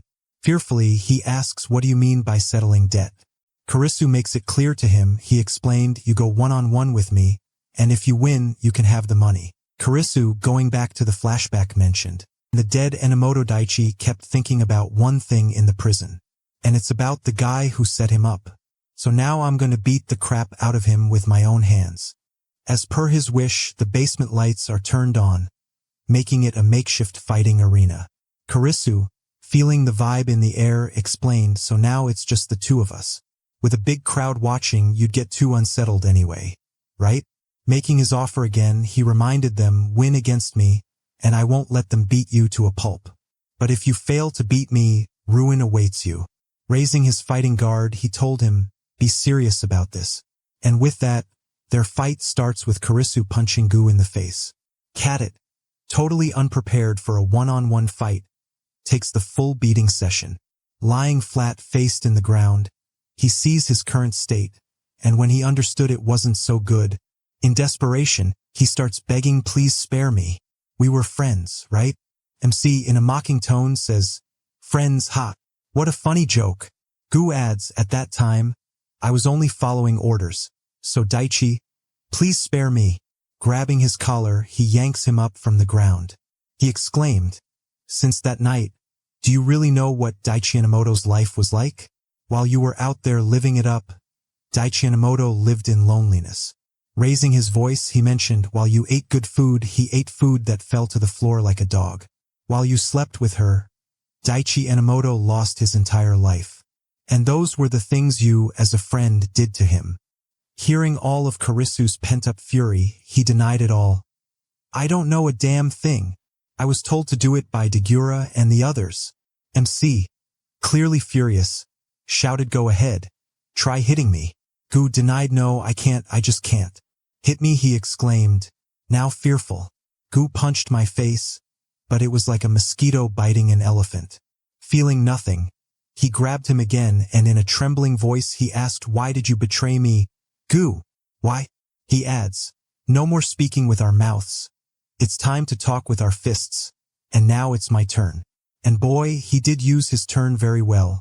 You can tell by seeing Gu's facial expression. Well, now even an old monkey's but looks better than his face. Man, what am I watching and saying? This manga is gonna clearly mess my head. Standing victorious, he starts crying due to all of his pent-up frustrations coming out at once. Raising his voice, he said, this is the fist of Daichi Enomoto. As all of this was happening, Ruiji kept looking from the other side with a proud face. And when the beating session ended, Ruiji and Karisu approached him. He asked Gu, earlier you said you were just following orders, right? So tell me, who killed Sayaka? Was it Dagura, you, or Jubasaki? But now, in a half-conscious state, he kept saying, I don't know. I won't say, I don't know anything. Even after he yielded to him, nothing changed. Ruiji, having had enough of his nonsense, stumped his foot on the wall. He retorted, hey, punk, if you keep playing dumb, I'll kill you for sure. Gu, fearful, started bashing his head against the wall, and after that he started acting abnormally, which made both MC and Ruiji rethink their approach. And after some reasoning and unintelligible words from Gu, MC concluded that they were not in their right minds to answer any question. He says to Ruiji that the people who are distributing drugs, we need to find them. Grabbing Gu, Ruiji asked MC, what do we do next? Giving a pose worth 1,000 aura, he commended, will make a bigger amount of money. And this time, the target is a man who's taken over countless companies with borderline illicit methods. External crime boss Kuramitsu Dagura. We will take over his company. That unscrupulous business bastard, Dagura Mitsuru, I'll buy his company out. The scene shifts to the next day, where the three of them sit together, when Karisu starts admiring the beauty of the day. Tako, agreeing with him, nodded, but a few moments later he looked towards MC and whispered, hey Karisu, this guy was in prison with everyone, right? Then why is he with you? As they were conversing, a waiter approached Ruiji and relayed to him, customer, forgive me, but please don't bring food and drinks from other stores here. But Ruiji, being Ruiji, gave a death glare. If you think like a normal person, you might think he was pretty angry, but this is not the case here because this was him asking the waiter politely. He said to him, give me fresh kiwi juice, bring it up. Well, if these are the words you use while requesting someone, it just seems like an order more than a request. What can I say? Old habits don't die easily. When you look so intimidating, even good-gestured words look frightening to other people. Someone please give this guy a basic grammar lesson. And after some back and forth, Takeo asked MC, so what happened to that Kadoti guy and Miss Meru? Answering the question, he said, after I beat him up at the abandoned factory that night, at that time, maybe it was because of the drugs, I couldn't get much out of Gu.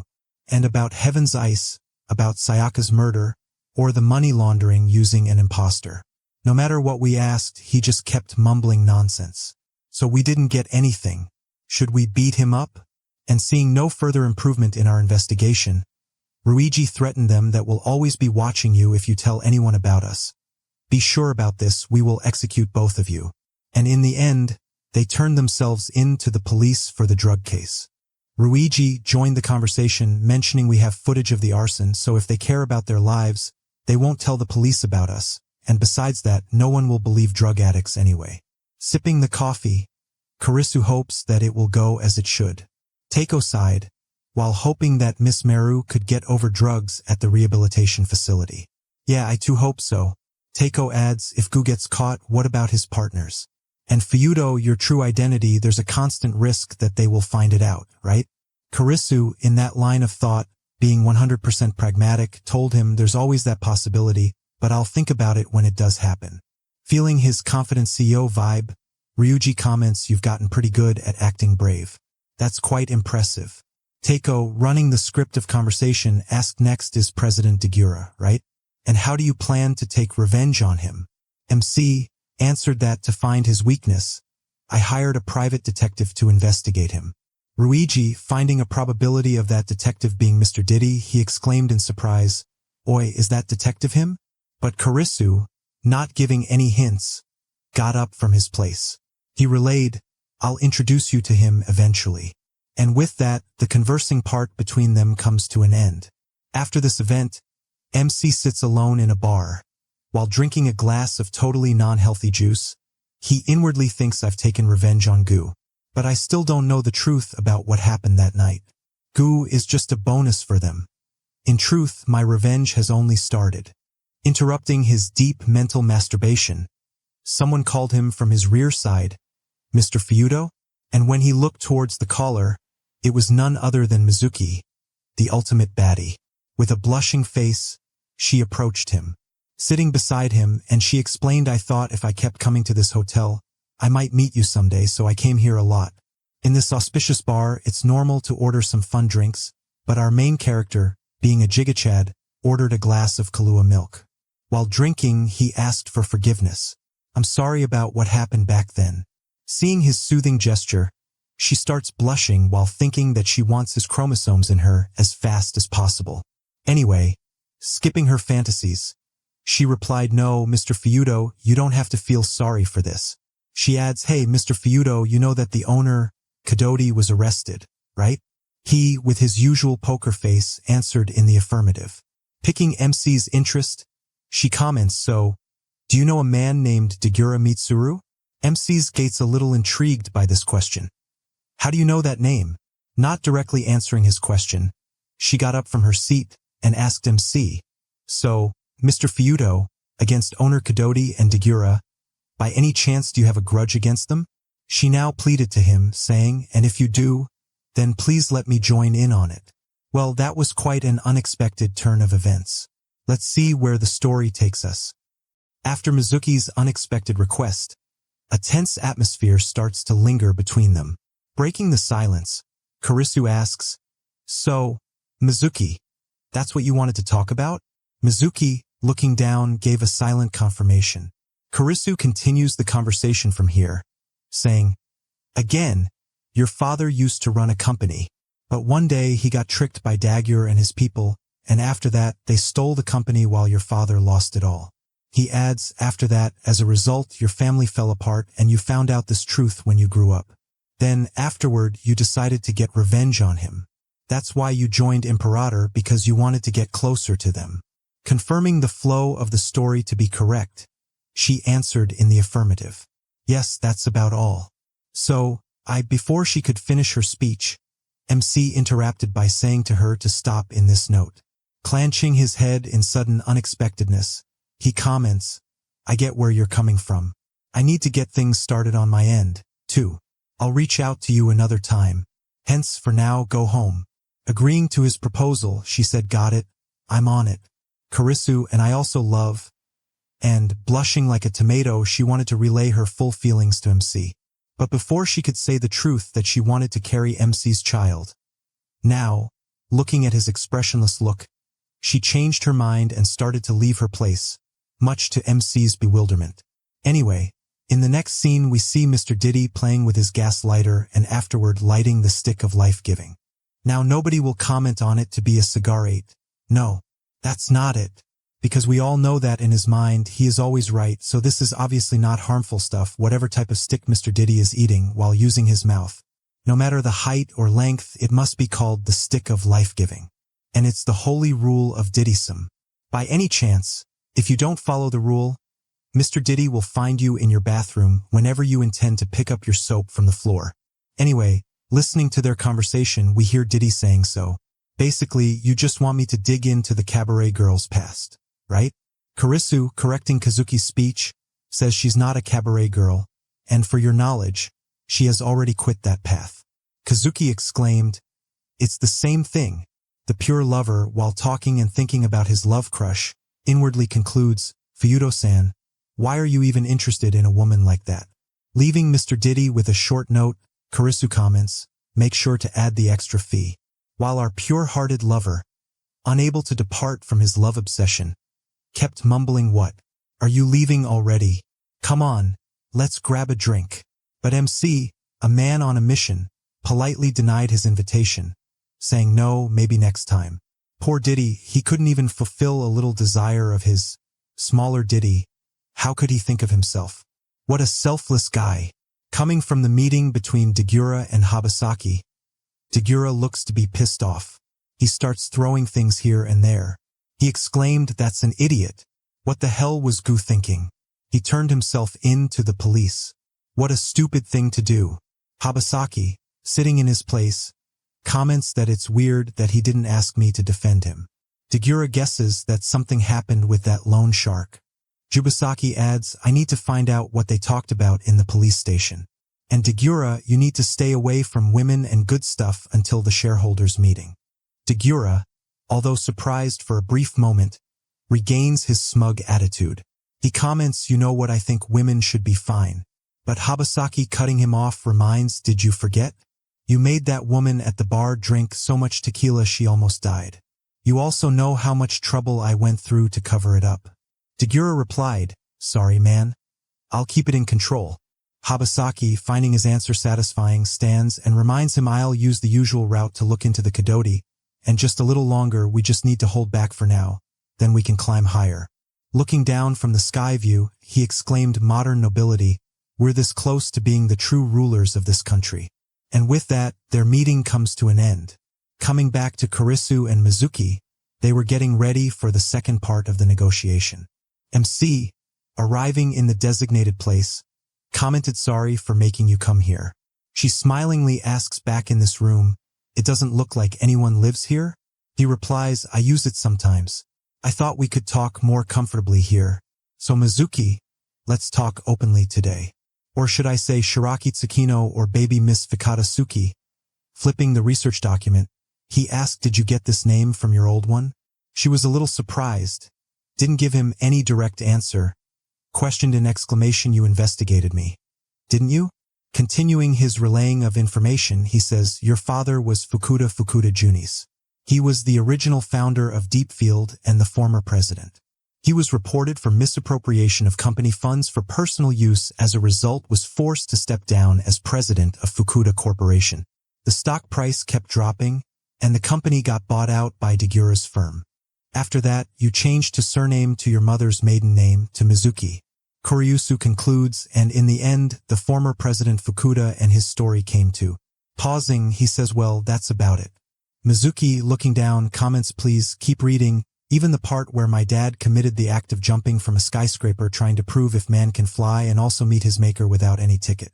With that comment, the last straw of her patience broke. Crying hurtfully, she explained that Degura deceived my father, I can never forgive him. Seeing her imminent breakdown, he sighs, I get it, your wish for revenge is valid. But MC, advising her, says you should stay away from them. Much to Mizuki's astonishment. Making his point, he exclaimed, don't underestimate them, he mentioned. By them, I mean Dagura and underworld allies backing him. You should know they'll kill without hesitation to get what they want. If needed, they'll frame others, too. So, let me ask you once more, are you ready to sacrifice your life for revenge? Thinking for a few moments, she says, I can risk my life. Kurisu, pointing towards the weight of her confession, reminded that it's easy to say but very hard to comply. Mizuki, acting firm on her decision, shouted, I'm being serious. Feeling her resolve, MC stands from his place and, standing in front of her, he tells her, then let me ask you one thing. Can you risk something more important than your life? Hearing from him that something more valuable than her life must be sacrificed, she was a little taken aback by thinking what it could be. But Kurisu cleared all her doubts, pointed towards her, and mentioned, for revenge, are you willing to sleep with Dagura? Damn, he is direct about his business. Maybe that's what he needs. A cold and calculating mindset in order to take good care of his best friends, specifically Dagura and Mr. Habasaki. Hearing his sudden declaration, like everyone, she was stunned and silent for a few moments. In the time of her silence, Kurisu explained, impossible, right? So just give up. Walking a little far from her, he mentioned, I can't go into details, but I have my reasons for wanting revenge on Dagura. So in the end, you can choose a different path. After his definite confession, as he was leaving, Mizuki, in a dazed state, spoke. He always came to my parents-teacher meeting. She added, my father was a busy man, but he never missed a single parent-teacher meeting. Maybe he felt guilty for not being home because of work. In that time, I was always a little embarrassed because in the meeting, everyone's mother came, but only I had my father. Still, I was happy that he came. And in between all of this that happened, I looked into it later, and my father never embezzled money. They deceived him. He was framed. Damn, these two guys, Dagura and Habasaki, are very good at framing people. I also wonder if it's a hobby of theirs. Forget it, you know what, I think they should quit the shady business and start being photographers, because in that way they can legally frame people as much as they want. Get it? Kurisu, adding some context to her confession, says, your father wouldn't want you to go after revenge. But Mizuki, dead set on her ideals, explained that it doesn't matter if I don't get revenge with my hands, but I'll never be at peace if they live their lives without any repercussions. She adds, if that's what it takes, then I don't mind letting him have my body. And with that, she undoes her dress, going one step further. She mentioned, if you don't trust me, then right here is my proof of being willing to do anything. And as a result, this manga turned into an adult manga, and I had to stop this recap, so bye. Have a great time. No, just kidding, the author stopped it here. But damn, in this moment, she is easy on the eyes. Don't look at the manga panel, or else she might come to your wet dreams and start kissing you with her second pair of lips. Anyway, before the story could deviate further, Kurisu stopped her advances, grabbing her wondering hands. He sighed and said, I got it. I was testing your resolve when I told you to give yourself to him. Being a gentle man, he puts her clothes back, and in the process, he made her blush to the point she turned red. After that, he starts apologizing by saying, forgive me, but you'll have to take risks. I want to confirm one thing, and it was done. Then he asks her, did you ever meet Dagura at the Imperator? She denies with a gesture of her head. Confirming his doubt, he thinks he never went to that place in the end. Then this should be possible. And after some mind-blowing thinking stuff, he smiles and gestures his hand for a handshake. He tells her our alliance starts now. And with a strong resolve, she comments, tell me what you want me to do. And because of that, a honey trap alliance was created between them. I cannot wait to see what kind of nasty bug vermin their trap catches. Ending the negotiation part, he came back home. Arriving at his makeshift base, he ordered Teiko to short sell a lot of Dagura's stock. Teiko joyfully exclaimed, it's finally my turn. But Ruiji, always being the backbencher of the class, didn't understand anything, but after seeing their enthusiasm, He wanted to understand the stock talk, which is why he asked for a little explanation. Explaining it, Kurisu says, I heard this from a reliable source, a big overseas casino, and Degura's company are apparently on the verge of finalizing a huge deal. Before that deal is finalized, we'll expose his scandals and force the deal to collapse. Teiko, now taking the part of talking, tells them, then if something like that happens, the stock price will crash, and if we short sell beforehand, we'll make a huge profit. Teiko asks back, so what's the plan? MC answers he's always been a heavy drinker. He uses his money to get women drunk at lounges and cabarets, then takes advantage of them. His weird, complex thinking is that he enjoys making them his own. If one of them buys a chance to sue him, he'll just pay them off. Ruiji, ever the curious cat, asks, what if they refuse to back down? Kurisu answers, I guess Habasaki uses the law and his connections to crush them. Teiko, feeling the injustice, said how awful. On the other hand, Ruiji, having a sister complex, had the extreme reaction, crashing the apple in his hand. He exclaimed these bastards are unforgivable. Teiko, picking up on the previous topic, says then you'll expose President Degura's scandals, right? MC answered, no, all the cases have been settled out of court, and digging past incidents is too soft on him. We need undeniable proof on something far worse. The development plan for a massive casino gaming project in the Tokyo Bay Area's casino has been finalized. The total budget is 18 billion yen. Now we see Degura's assistant briefing everyone that if this deal goes through, our stock price will skyrocket. As he was bragging happily, his business partners started conversing among themselves. Degura, seeing the sudden commotion, questioned what was going on. Is something wrong? One of them notified him that it looks like our company's stock has been short-sold over the past few days. The amount is nearly 3 billion yen now, and it's climbing. Caught off guard by the sudden shift of his plan, Degura called the institutional investors. We're still investigating. It's probably just some stupid foreigners. Once the massive deal is finalized, our stock price will skyrocket. To the other side, Teiko explained to Kurisu that 5 billion yen is short-selling, and we're using maximum leverage, right? It means a system where you can trade money larger than the funds you've deposited. High risk, high return. The ever-curious Ruiji asks, if the stock price keeps climbing, what will happen? Kurisu marking answers if that happens after short-selling, if the stock price keeps going up. There'll be no limit to the damage. Those who are short-selling will lose hundreds of billions. And if the stock price falls, I win, and if it still keeps going up, I lose. On Degura's side, he mentions there's a saying, sell your soul to buy a home. The idiots who short-sold my company stock will be ruined. At this time, Kurisu was planning for the next month until the deal is finalized will decide everything. On the other hand, Degura had the same thoughts but from a different perspective. 1 month from now, our stock price will either rise to the highest or fall for sure, and to be exact, it was a gamble for both of them. Ruiji, feeling the vibe in the air, comments a month. We don't have a lot of time. Kurisu mentioned that, lately, Degura hasn't been showing up at lounges, hostess clubs, or any other places with female staff. And another thing, he has some members-only bar where he goes regularly, and it looks like he's just drinking there quietly. Teiko joins the conversation by reminding everyone that the reason is the shareholders' meeting, so he's keeping a low profile. Ruiji, after processing all the information, smirks and mentions that I have a nice idea. Looking towards Teiko and Kurisu, he relayed his plan, and after hearing the plan, Kurisu made a thoughtful gesture. If it works, it could really shake things up. But isn't this a little underhanded? Hearing Teiko's comment, Ruiji looked towards him, which from his perspective looked like a death stare.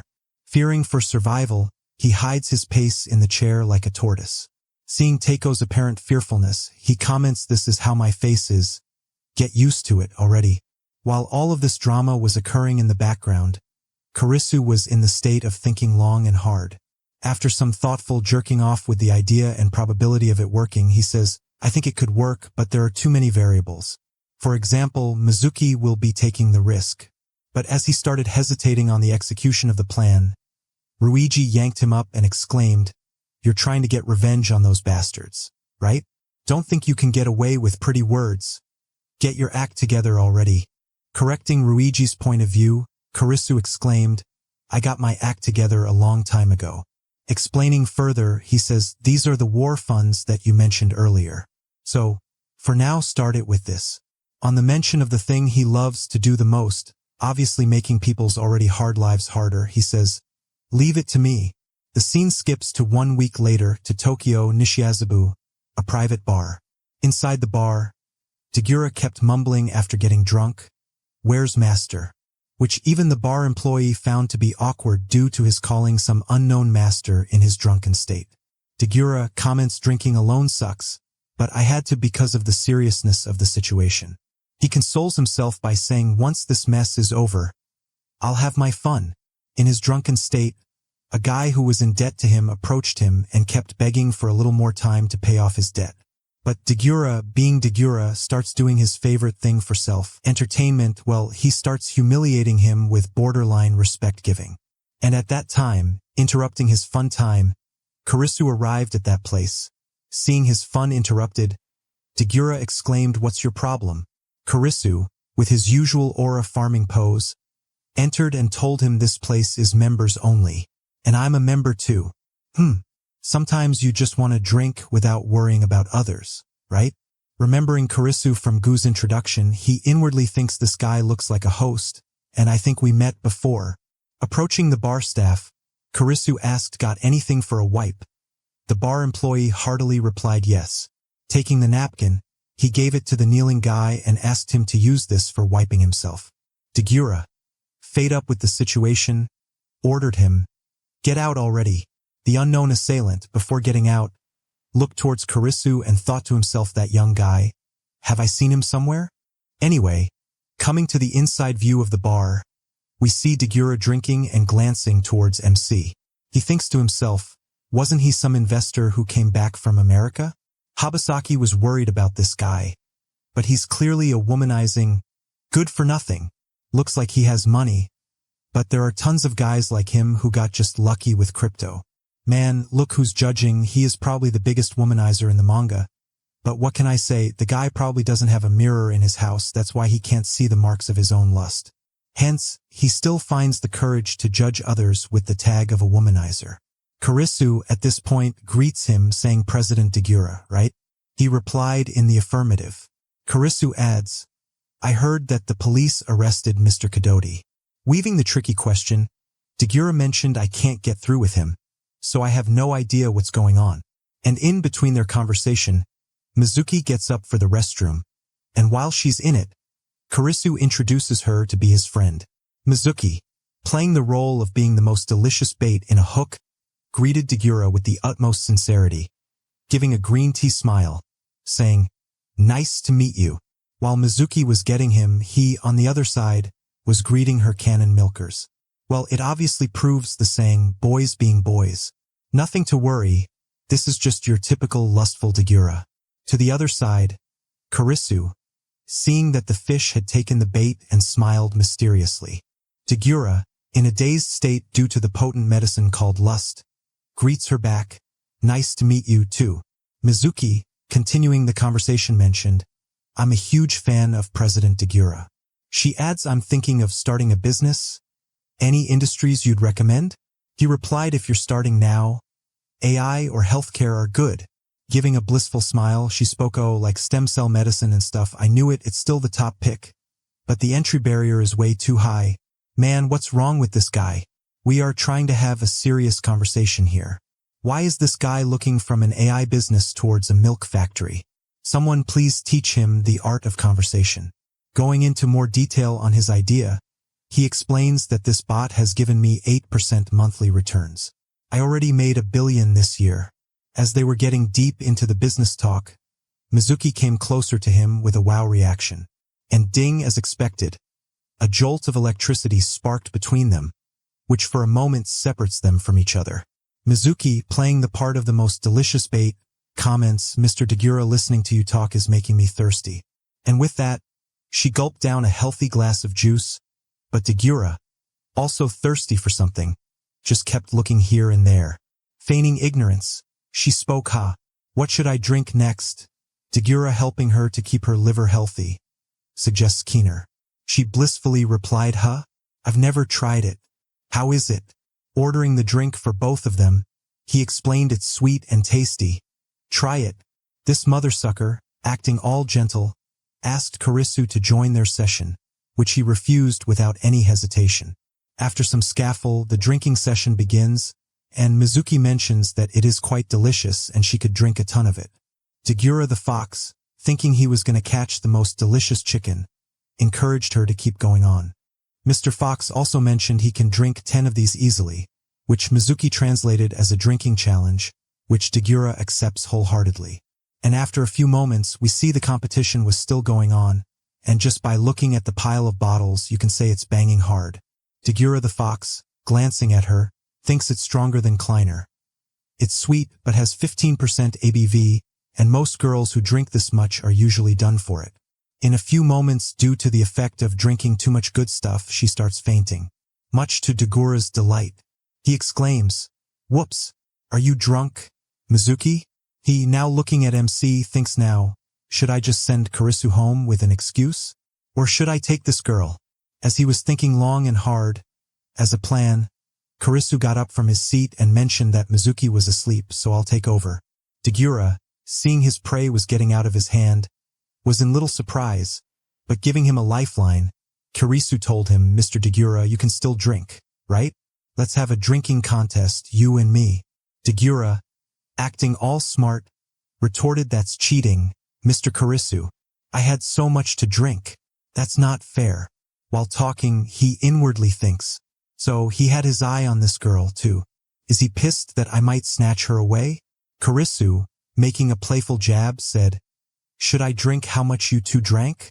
Dagura, making an angry face, replied that's not the point, but Karisu, not giving his comments any value, looked towards the bar staff and ordered some tequila.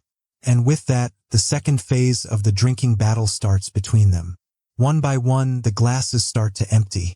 After a few moments, Dagura starts complaining to himself, "How much can this guy drink? This stuff is nearly 40% alcohol.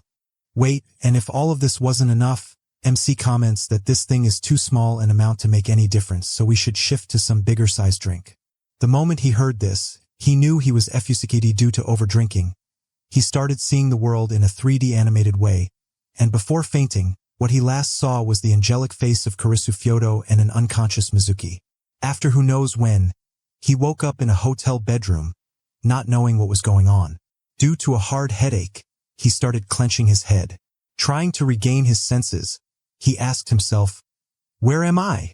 Last night I was definitely drinking in Nishiazabu, but after that, I don't remember a thing." While he was mumbling, Karisu and his partners observed all of his actions from the CCTV room. Looking at his moving body, he comments, "Were you watching me like this back then? You probably never thought that you'd fall into the same trap.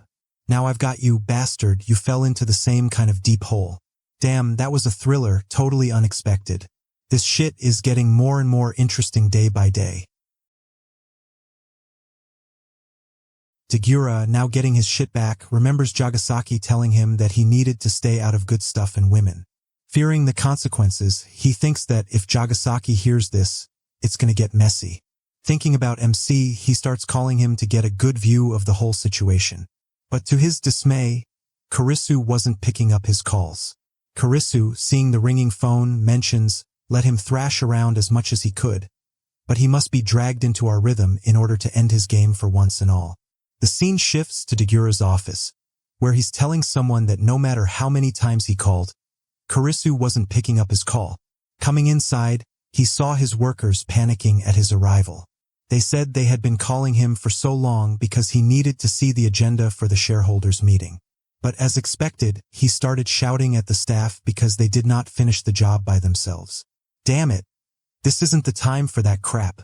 On second thought, he thinks if this gets out, I could wreck the casino project. But in between his contemplating, MC suddenly calls him. So thinking about Karisu's slow response, he picks up the call and starts conversing. "Yes, this is Dagura." He replies, "Karisu here. Sorry for the late reply."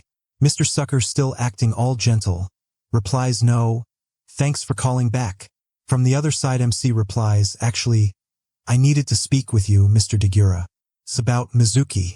Hearing about Mizuki, the Slay Fox asks, I was drunk last night, so I can't remember a thing. Instead of an answer, he asked back, did something happen? I got a call from Mizuki this morning. She was a mess when I saw her. She said you did that to her. So, now I'm trying to calm her down, but she's dead set on going to the police. Hearing the police word, he exclaimed, Police! I didn't do anything to her. So let me talk with her. As if the possibility word struck a nerve, he started panicking in pure dreadfulness. Kurisu also adds that she got marks from assault, so it's highly unlikely that she's lying.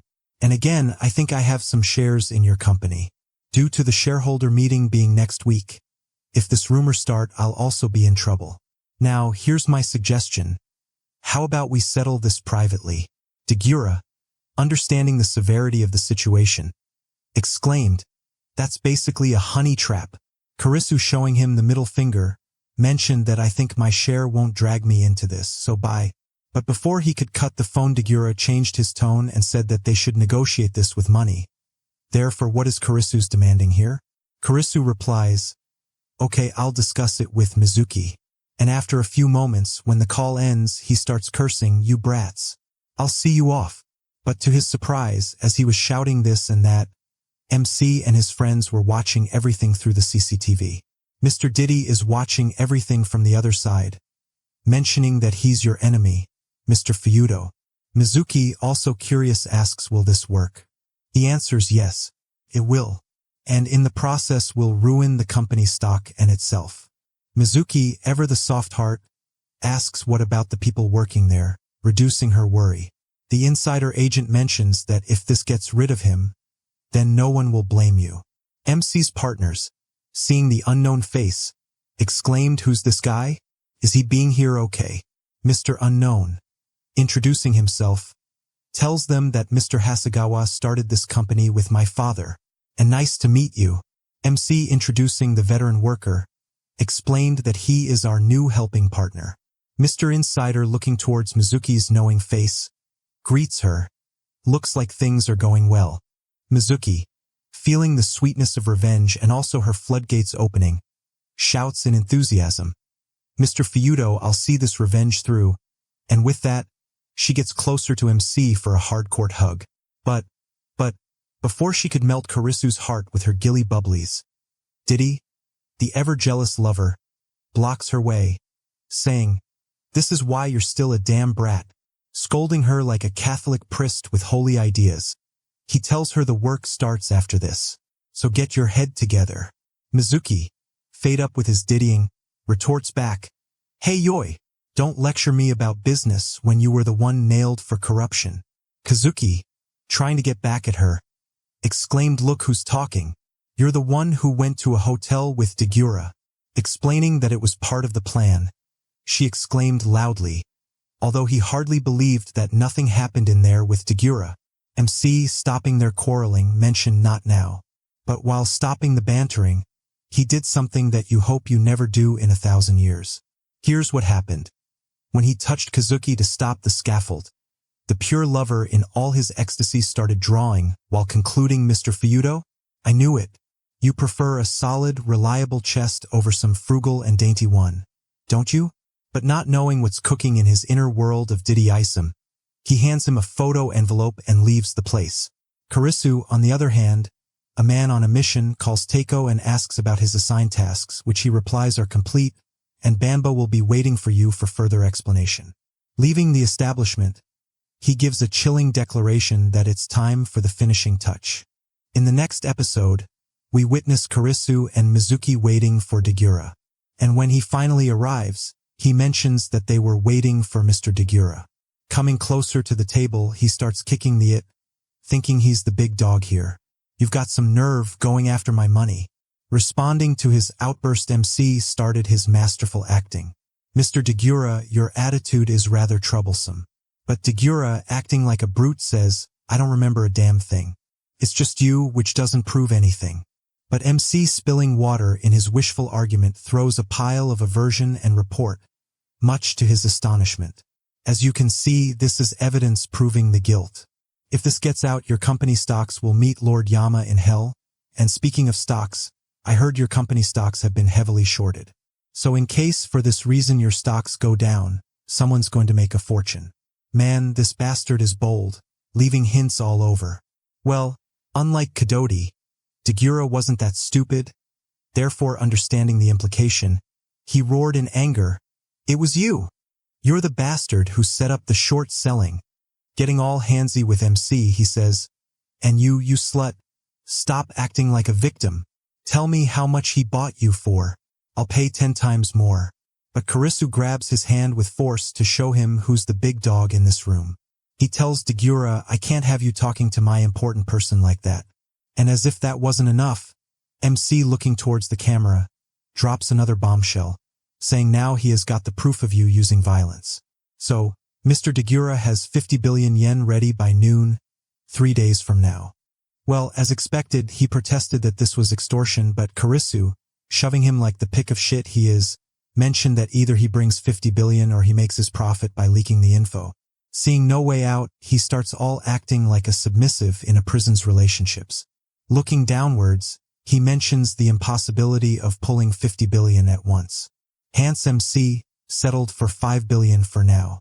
He also mentions it's nothing for him due to Dagura liquidating his personal assets, and it's easier after his IR project goes through, unless you wanted to lose everything by becoming a criminal.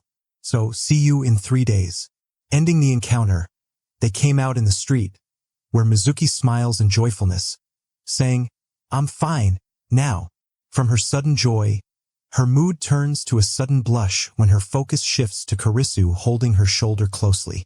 Damn, this guy is a God-gifted Rizzer. The things he does unintentionally should be studied in Riz universities.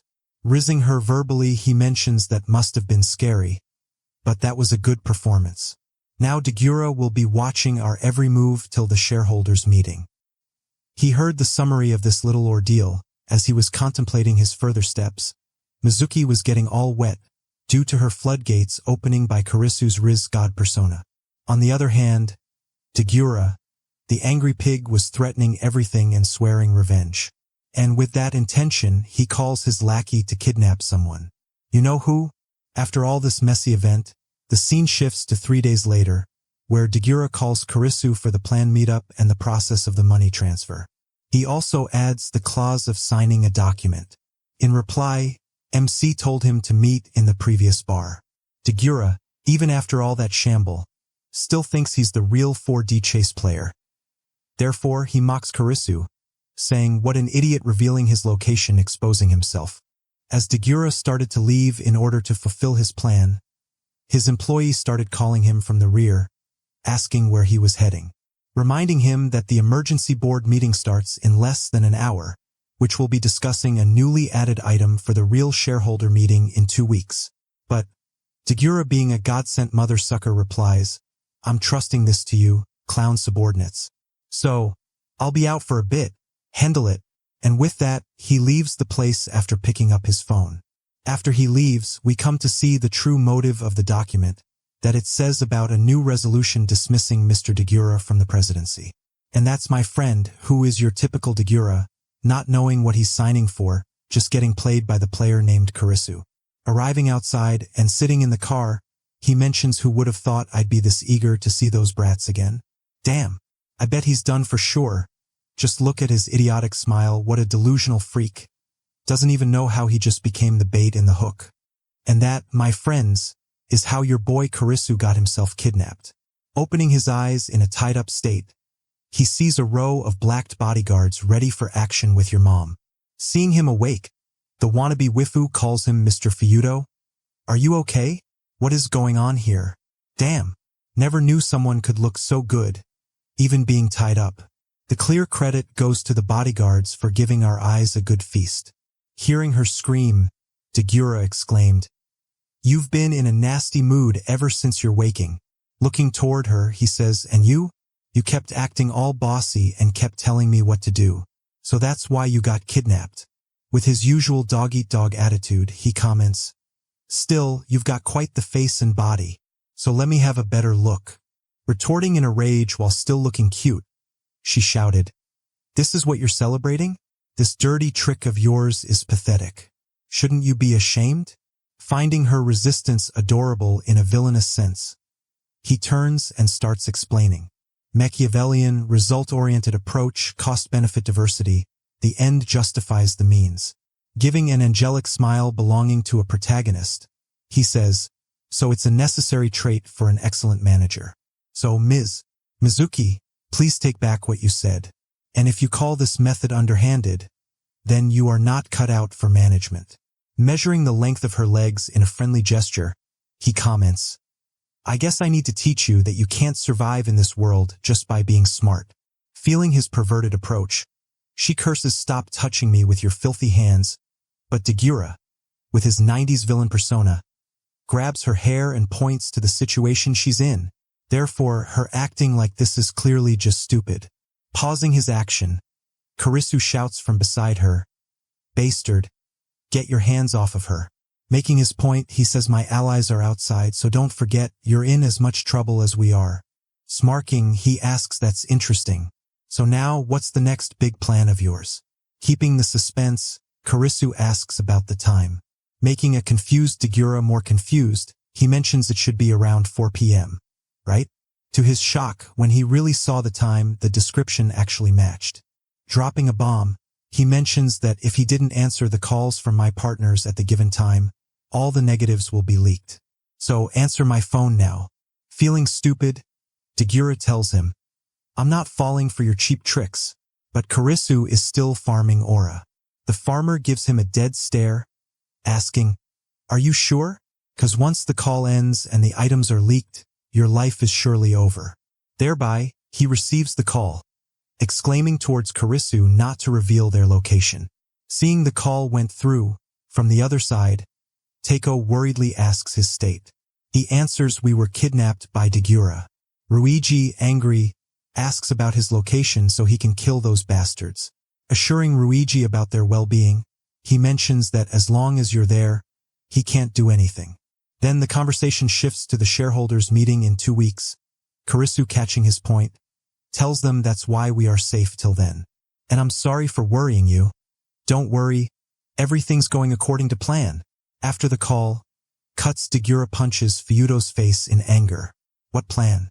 Don't make me laugh, because after 2 weeks, in the shareholders' meeting, I'll announce a new venture.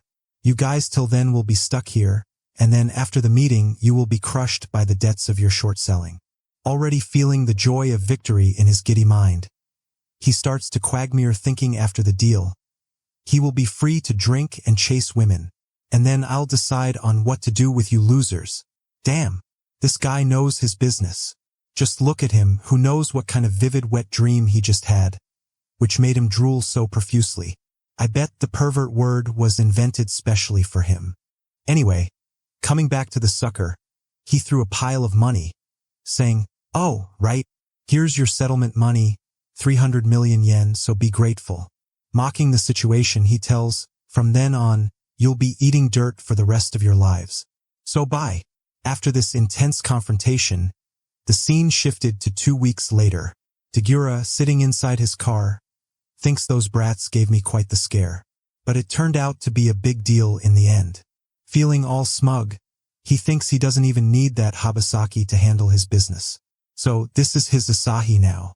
After 10,000 years, he arrives in the meeting room thinking he's gonna win it all. Looking towards the working beauties, he inwardly concludes, everything here will be mine. Man, for a moment it felt like he was the main character in this manga. But we all know that is not going to happen soon. Whatever, Dagura, scanning the conference room, sees another victim of his while thinking, damn, that one's got a pretty impressive body. But when his gaze lands from her plot to face, he gets shocked beyond explanation. Man, he's just like my friend, always scanning a baddie from legs to plot, and after that, if got time, look at her face. I don't blame him. It's in his DNA. He inwardly shouts, why is she here? For a moment, his world goes dark, seeing her smiling face. And before he could handle his shock, he saw another surprising thing in the display, which said resolution in dismissing him from the presidency. Standing in pure panic, he shouted, asking, what the hell is this? While he was reassuring everyone, just like a grim reaper, Kurisu kept a silent look towards him. Mocking the situation, he comments, "I told you it's going according to plan." The story takes us back to 1 hour before the shareholders' meeting. While being tied up, we got saved by Ruiji. Viewing the emotional beating in detail, we see ordering his men to remove MC and Mizuki's cuffs. And at that moment, Teiko barges in, crying his eyes out, hugging Mizuki. He says he was super worried. To soothe his feelings, she says they were connected by the phone the whole time. Still confessing his worries, he exclaimed, "It is so, but I thought it might have been AI faking the voice. Or maybe even the GPS was messed with." At this time, pointing towards a pouch, he says, "Thanks to Takpon, we're fine. The moment he kidnapped us, he turned off the GPS on the phone. Being the smug prick he is, he didn't even consider other possibilities." Pointing to another conversation, Teiko mentions, "Fuyuto, you did this when he did this," talking about cognitive blind spots and confirmation bias, right? Mizuki, in her chibi form, exclaimed, "I think I'll always hate this jargon because Degura said it." Ruiji, being Ruiji, shouted, "I don't get the complicated stuff, but we don't have time to chat." After this chit-chat, Kurisu explains, "Let's go shatter that guy who let his guard down and drag him into despair." Coming back to the present moment, we see Degura shouting, saying, "What the hell? I never even heard anything about this." But before he could remember more, he felt the cold stares of the whole crowd upon him. The speaker of the meeting says to him, "Please stop talking. You're disrupting the proceedings." Now looking towards the crowd, he explains, "To ensure clean business practices for the casino or project, we ran surprise drug tests as part of the health checks. And, surprisingly, in the previous days, the test president, Degura, came out positive. So, to avoid harming the new project, we propose President Degura's dismissal." Shocked by the predicament, he shouts, "No, I didn't take any drugs during that time. There's no way I'm accepting this. And this proposal, why I don't know anything about this?" The insider rat reminds him that it was disguised 2 weeks ago in the emergency meeting, by taking his approval. And all of a sudden, he remembers the previous events. But before he could brace himself up, he saw Kurisu's smirking face in the distance. Cursing him, he concludes, so the blackmail with the honey trap was a decoy, and the kidnapping was staged? Wasn't he supposed to be locked? So what the hell is he doing in here? Yep, that's how it feels when the prayer finally comes to know he is not the predator but the lamb on the chopping block.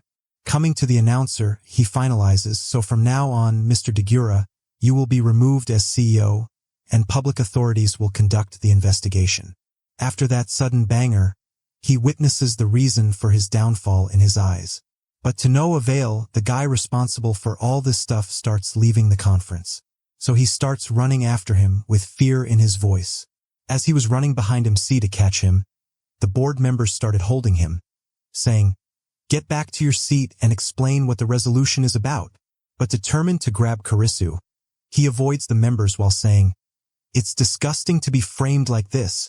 And after all that drama, when he finally catches up to MC, he calls, "Wait, you bastard, don't play dumb. You did this, didn't you?" Smiling mischievously, he asks back, "So what do you think?" "You know what I think? It's that your company's stock will plummet like hell. So it looks like I'll be making a killing by offering you as the sacrifice." Angry beyond words, the lamb flings a punch at the tiger. To his utter shock, Kurisu, catching his punch in the midair, mentions, "Do you really want to do this now? Look over there." Hearing his sudden comment, Degura looks towards his rear, when he finally sees the shareholders coming towards him with the intention of a good gangbang. "Hey, President Degura, where are you going? You have to give us an explanation." Falling into the trap that he dug, he started planning to run from the situation. But to his dismay, MC wasn't going to let him leave the place, no matter how hard he kept trying. And again rubbing salt in his already wounded self, Kurisu comments, "You got your way until now. But no one will listen to your order now. Not after you lost all that money." With that, he makes his grip firmer, making the shit out of the tough guy named Degura. Crying like a winner, "Baby," he begs Kurisu, "I got it. Please let me go. I beg you." Making the strong regulation, finally, MC lets his death grip loose. Feeling the perfect opportunity to save his shitty life, He bolts out of the room, much to everyone's shock. Seeing the Cordley cat leaving, Mizuki asked, "Are you sure you want to let him go?" To which he answered in the affirmative, saying he needs Dagura to work for him, so I can take Habasaki down. And then finally I'll crush them both at the same time. As we step outside, we see Dagura sitting in the car, rethinking his life choices. When out of ideas, he finally calls lawyer Habasaki, where he asks for forgiveness due to all of this happening from Blue. "Habasaki, I heard you stirred things up at Azrael." Explaining himself, he replies that Guy Kurisu framed me, even when I was holding back, according to your instruction. Being firm in his decision, the devil lawyer tells Dagura, "I don't want to hear any excuses. Stay at home for now. If you really go to jail, I will bail you out at the right time." Dagura, the loser pig, asks how long for now, but he gets no answer from the other side. He starts cursing Habasaki. "Damn you, do you think you are the big boss bossing me out?" But from the other side, Habasaki, like the Grim Reaper, stars contemplating his next moves. The timeline skips to 1 week later, where Dagura is thinking long and hard. He thinks that bastard Habasaki hasn't contacted me at all, and the company stocks keep crashing. If all of this didn't occur, I would have been drowning in women and good stuff. Getting all giddy, he thinks I should at least call some women. I'm not going to listen to that bastard all the time, right? But as he was about to make the call, Habasaki called him instead. Answering the call, Habasaki commands that the preparation be done. "I've got you a car. Go to the place I'm telling you." He asks back, "What should I do once I'm there?" Being the devilish person he is, he says, "I'm giving you a chance. So do it." The scene shifts to nighttime, where the whole crew is seen to enjoy their time out together. Takeo, at this joyful event, comments that they had made a killing on the short selling. Hence, he went all out on the toppings. Mizuki, curious about his enthusiasm, asks if this was really tasty or something like that, to which he replies in the affirmative. Acting like the goblin from The Lord of the Rings, he starts hiding the food like the precious ring, mentioning it's takoyaki, and the most delicious one to be exact. As fated for all greedy keepers, his precious food gets taken by the big bad Ruiji under the excuse of seeing it in his hands. And therefore, he also gets a 5-star review from Ruiji's testbeds in the process. Making the moment more exciting, Diddy the Kazuki arrived in the street, hopping like Bugs Bunny. Although he greeted Kurisu with enthusiasm, it was not the case for everyone else. While greeting everyone, he started calling Mizuki the female cat, Ruiji as the gorilla, and Takeo as the chibi, much to their annoyance. They retorted in their respective ways, but here's what Mizuki said after he preferred her as a cat. She said not to call her by this name because she was still growing. So, can someone please tell me from which side she thinks she's still growing? Her watermelon has a bumper harvest, and the peaches are over-ripened, and she still thinks she can grow them more. What an irony it is. Anyway, coming to Kurisu, he recalls that when Dagura was passed out in a drunk state, I took a hair and tested it to be the tram card for cornering Dagura like this. Well, look who joins the conversation. It's Diddy, feeling all proud. He mentions that just because Fuyito asked, he had pulled every string for the job. Thanking his dedication, Kurisu praised him for the job.